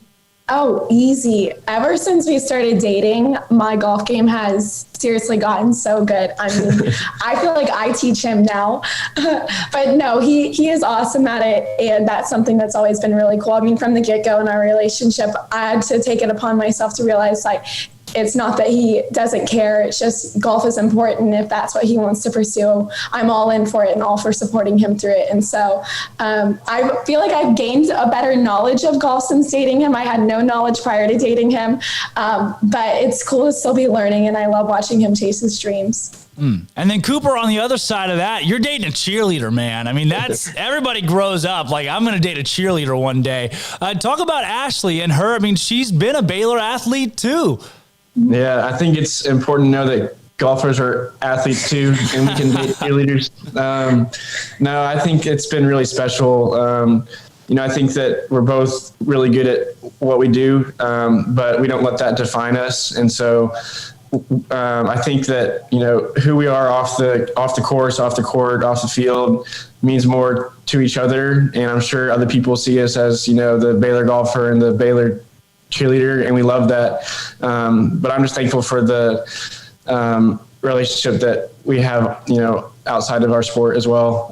But she's great at what she does. I can't flip to save my life, not even on trampoline. She's still trying to teach me that, but I'm sure I'll get there one day. Ashley, I kind of want to focus and hone in too on just the relationship side for you guys, both being Baylor athletes and now engaged as of last night. Where did you guys meet, and when did you know, man, this is the guy that I want to propose to me? This is so funny. Okay, so Cooper and I was dating a different guy my freshman year of college, and I had gone to vertical with one of my best friends, and Cooper and I actually sat next to each other, behind each other both times, having no idea who he was. And then at the end of my freshman year, I and my ex-boyfriend decided that it wasn't for us anymore. And so on my, I guess it's my 19th birthday, I get this DM from Cooper, and it's like, happy birthday. And my friend knew him, but I did not. So I immediately screenshot it and sent it to her. And I'm like, who is this guy? And so we kind of started having small talk from there. And we would talk every once in a while on the phone. And then we didn't actually hang out because my birthday's in the summer. So we didn't actually hang out. So we got back in August for the school year. And he comes over one night and we just hang out and we talked for like 4 hours. It was crazy. And it was like the coolest conversation ever. And actually the next day I was talking to one of my best friends at the time, Mackenzie. She still is my best friend. We were living together. And she's like, so Ashley, what do you think of him? And I was like, okay, hear me out. but this is the guy I'm going to marry. And I was like, whether it's tomorrow or in 6 years, that's who I want to end up with at the end of the day. And she's like, Ashley, you're totally crazy. You met him once. And I was like, no. And so then she met him a couple dates later, I guess more towards Cooper and I first started dating. And she looked at me one day and she's like, Ashley, that's who you're going to marry. That's the man. He is incredible. And so honestly, it sounds like a big fairy tale because I think it kind of is, but I think it just is really special. And I mean, God's timing in it is insane. It's a beautiful thing. And I'm so thankful for the way that it worked out. And I'm thankful that he told me happy birthday. Again, that was Cooper and Ashley Cooper-Dossi. Now, going to be married. Baylor golfer, 2-time All-American on top of that. And this, the number one moment of the week. Armstrong just being a freak of nature when it comes to Disney music. Writing and keeping up with these. But I want to know the artist, the song, and the movie. What's going to be weird is that you guys probably won't know the artist for most of these because they don't really have artists, but close enough. So, yeah, you're not going to know the artist. You may know the artist on like one or two. All right. Artist, song, title, movie, you said? Artist, song, title, movie. Okay. So same format as yesterday, like points-wise? Right. Movies too? Ready, and the movies too. And action. If I were a rich man, 'cause you'll be in my arms. That's what I said, a girl worth fighting for.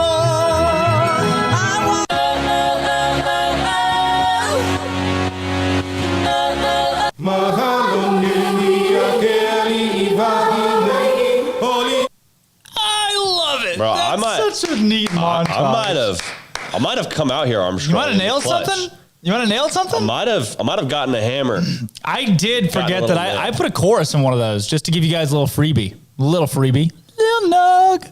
JD is older than you, Armstrong. Yeah, I got some. So JD is probably a little bit más familiaris. This is awesome with these songs. I might still lose, but I feel like I'm doing something. Last night, I can't say that'll give it away, but I'll say it in a second. All right, Armstrong, let's go ahead and roll through it one more time so we can give the folks in the studio another chance. If I was a rich man, 'cause you'll be in my arms. That's what I said, a girl worth fighting for.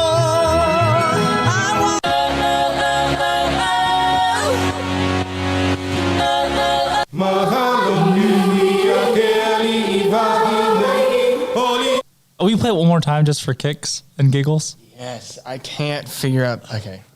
If I were a rich man, 'cause you'll be in my arms. That's what I said, a girl worth fighting for.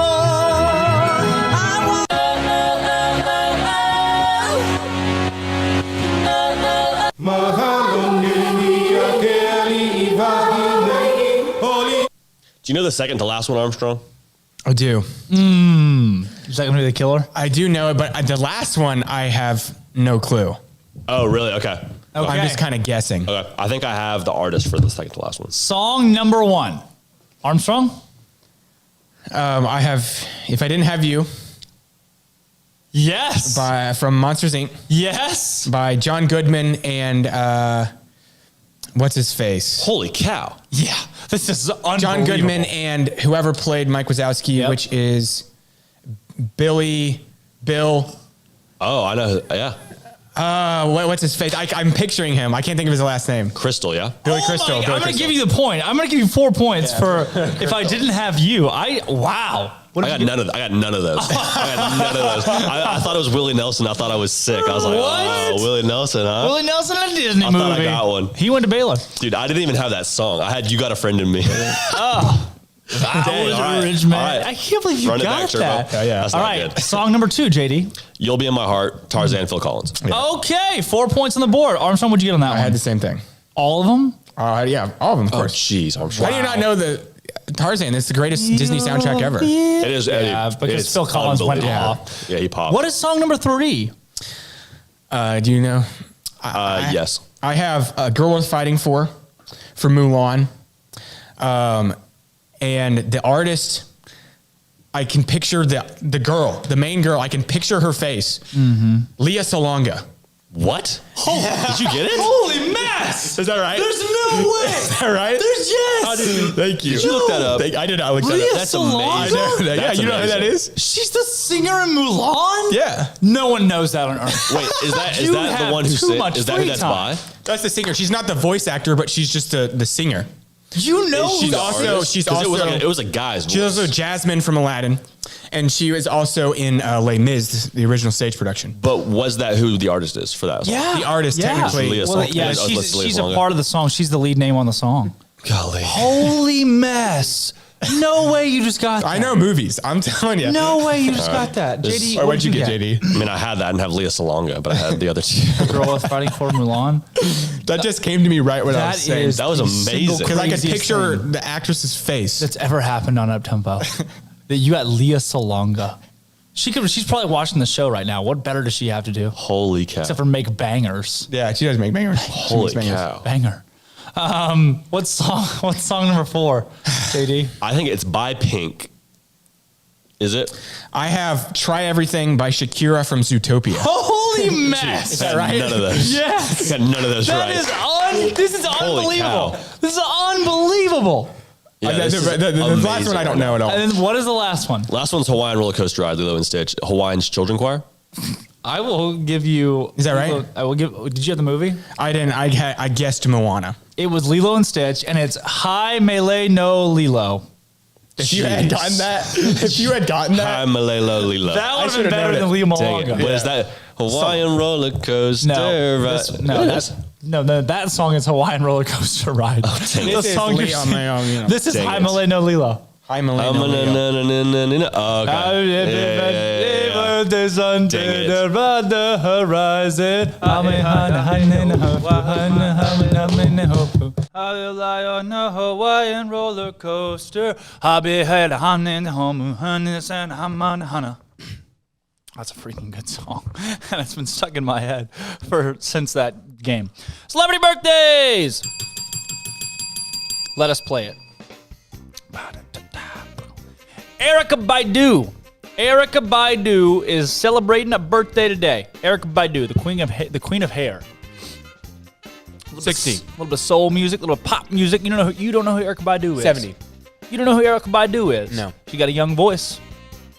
40. 50. 50 years old for Erykah Badu today. Right. Singer Michael Bolton. Not to be confused with Josh Groban. Yeah. Michael Bolton, how old is he today? 70. 68. All right. Right in there. Teresa Palmer, you know who that is? No, but I can guess again an age. Okay. 35. Oh my gosh. Really? She's 35. She is 35 today. Who That was even just is off that? the cuff guess. I Yeah. have no idea. I have no concept of even. I don't get it's this website. It's cleveland.com and they just don't know who's famous. There are no one. Is that the girl from? Wait, is that the girl from? Yep. Thor. I don't know. I don't Valkyrie? know. Was originally No, it's discovered. Teresa Thompson. I have Never no mind. idea. Skip it. Johnny Cash. How old would he have been? How old? Yes. Yeah. 88. 89. That's unbelievable. That is unbelievable. Wow. Rip to a legend. Yeah. You know where he was born? I don't actually. I do. Something in Arkansas. Kingsland, Kingsland, Arkansas. Home of Johnny Cash. How did I know? Jif Palm, the dog. Jif Palm. The dog. 30. Oh, it's a dog. Dog years. In dog years, you want 30? She's got a young voice. In dog years, I want 50. 77 in dog years, which would be in what in human years? What is that, like 11? It is 11. Solid math. Off the cuff, too. I put you up back against the wall. You performed. Oh, thank you. This day in sports history, the first Grand National Steeplechase, Aintree Racecourse, Liverpool. Jem Mason wins aboard 5-1 favorite lottery. That's exactly what it says word for word. 72. Of what year? 19. Of what? 1972? 1839. Okay. Close. Paul Morphy's chess match versus Augustus Mongryden begins. Morphe wins. Began. It didn't end. It began this day in sports history. What year? 1892. Gosh, 1887. So close. A monument. I'm glad close. you knew it was in the vicinity. Yeah, I knew that time period. Stands at Hong Kong Jockey Club collapse and burn, killing 604. Dead or alive, those 604 people in attendance at the Hong Kong Jockey Club. 1918. Yep. Same time as the Spanish flu. Yankees release Babe Ruth. He signs with the Boston Braves. Okay, this is going to be like... True. 40, 50... Ooh. Whoa. He's got a young voice. 40... 35. 35. Okay. Last but not least, I'd be remiss if I didn't ask you this one. 59th Daytona 500, Kurt Busch wins after Kyle Larson runs out of gas on the last lap with the lead. Jeffrey Earnhardt makes NASCAR history, the first ever fourth-generation driver to compete in the Daytona 500. In what year? 2019. 2017. I'm Drake Toll and Armstrong Sims. Thanks for sticking around with us this week on Uptempo. JD had to walk his dog. I got to go announce some softball games, folks. I got to get out of here. Jack McKenzie's in here with us, too. We'll see you on Monday, breaking down a big weekend of Baylor athletics. This has been Uptempo.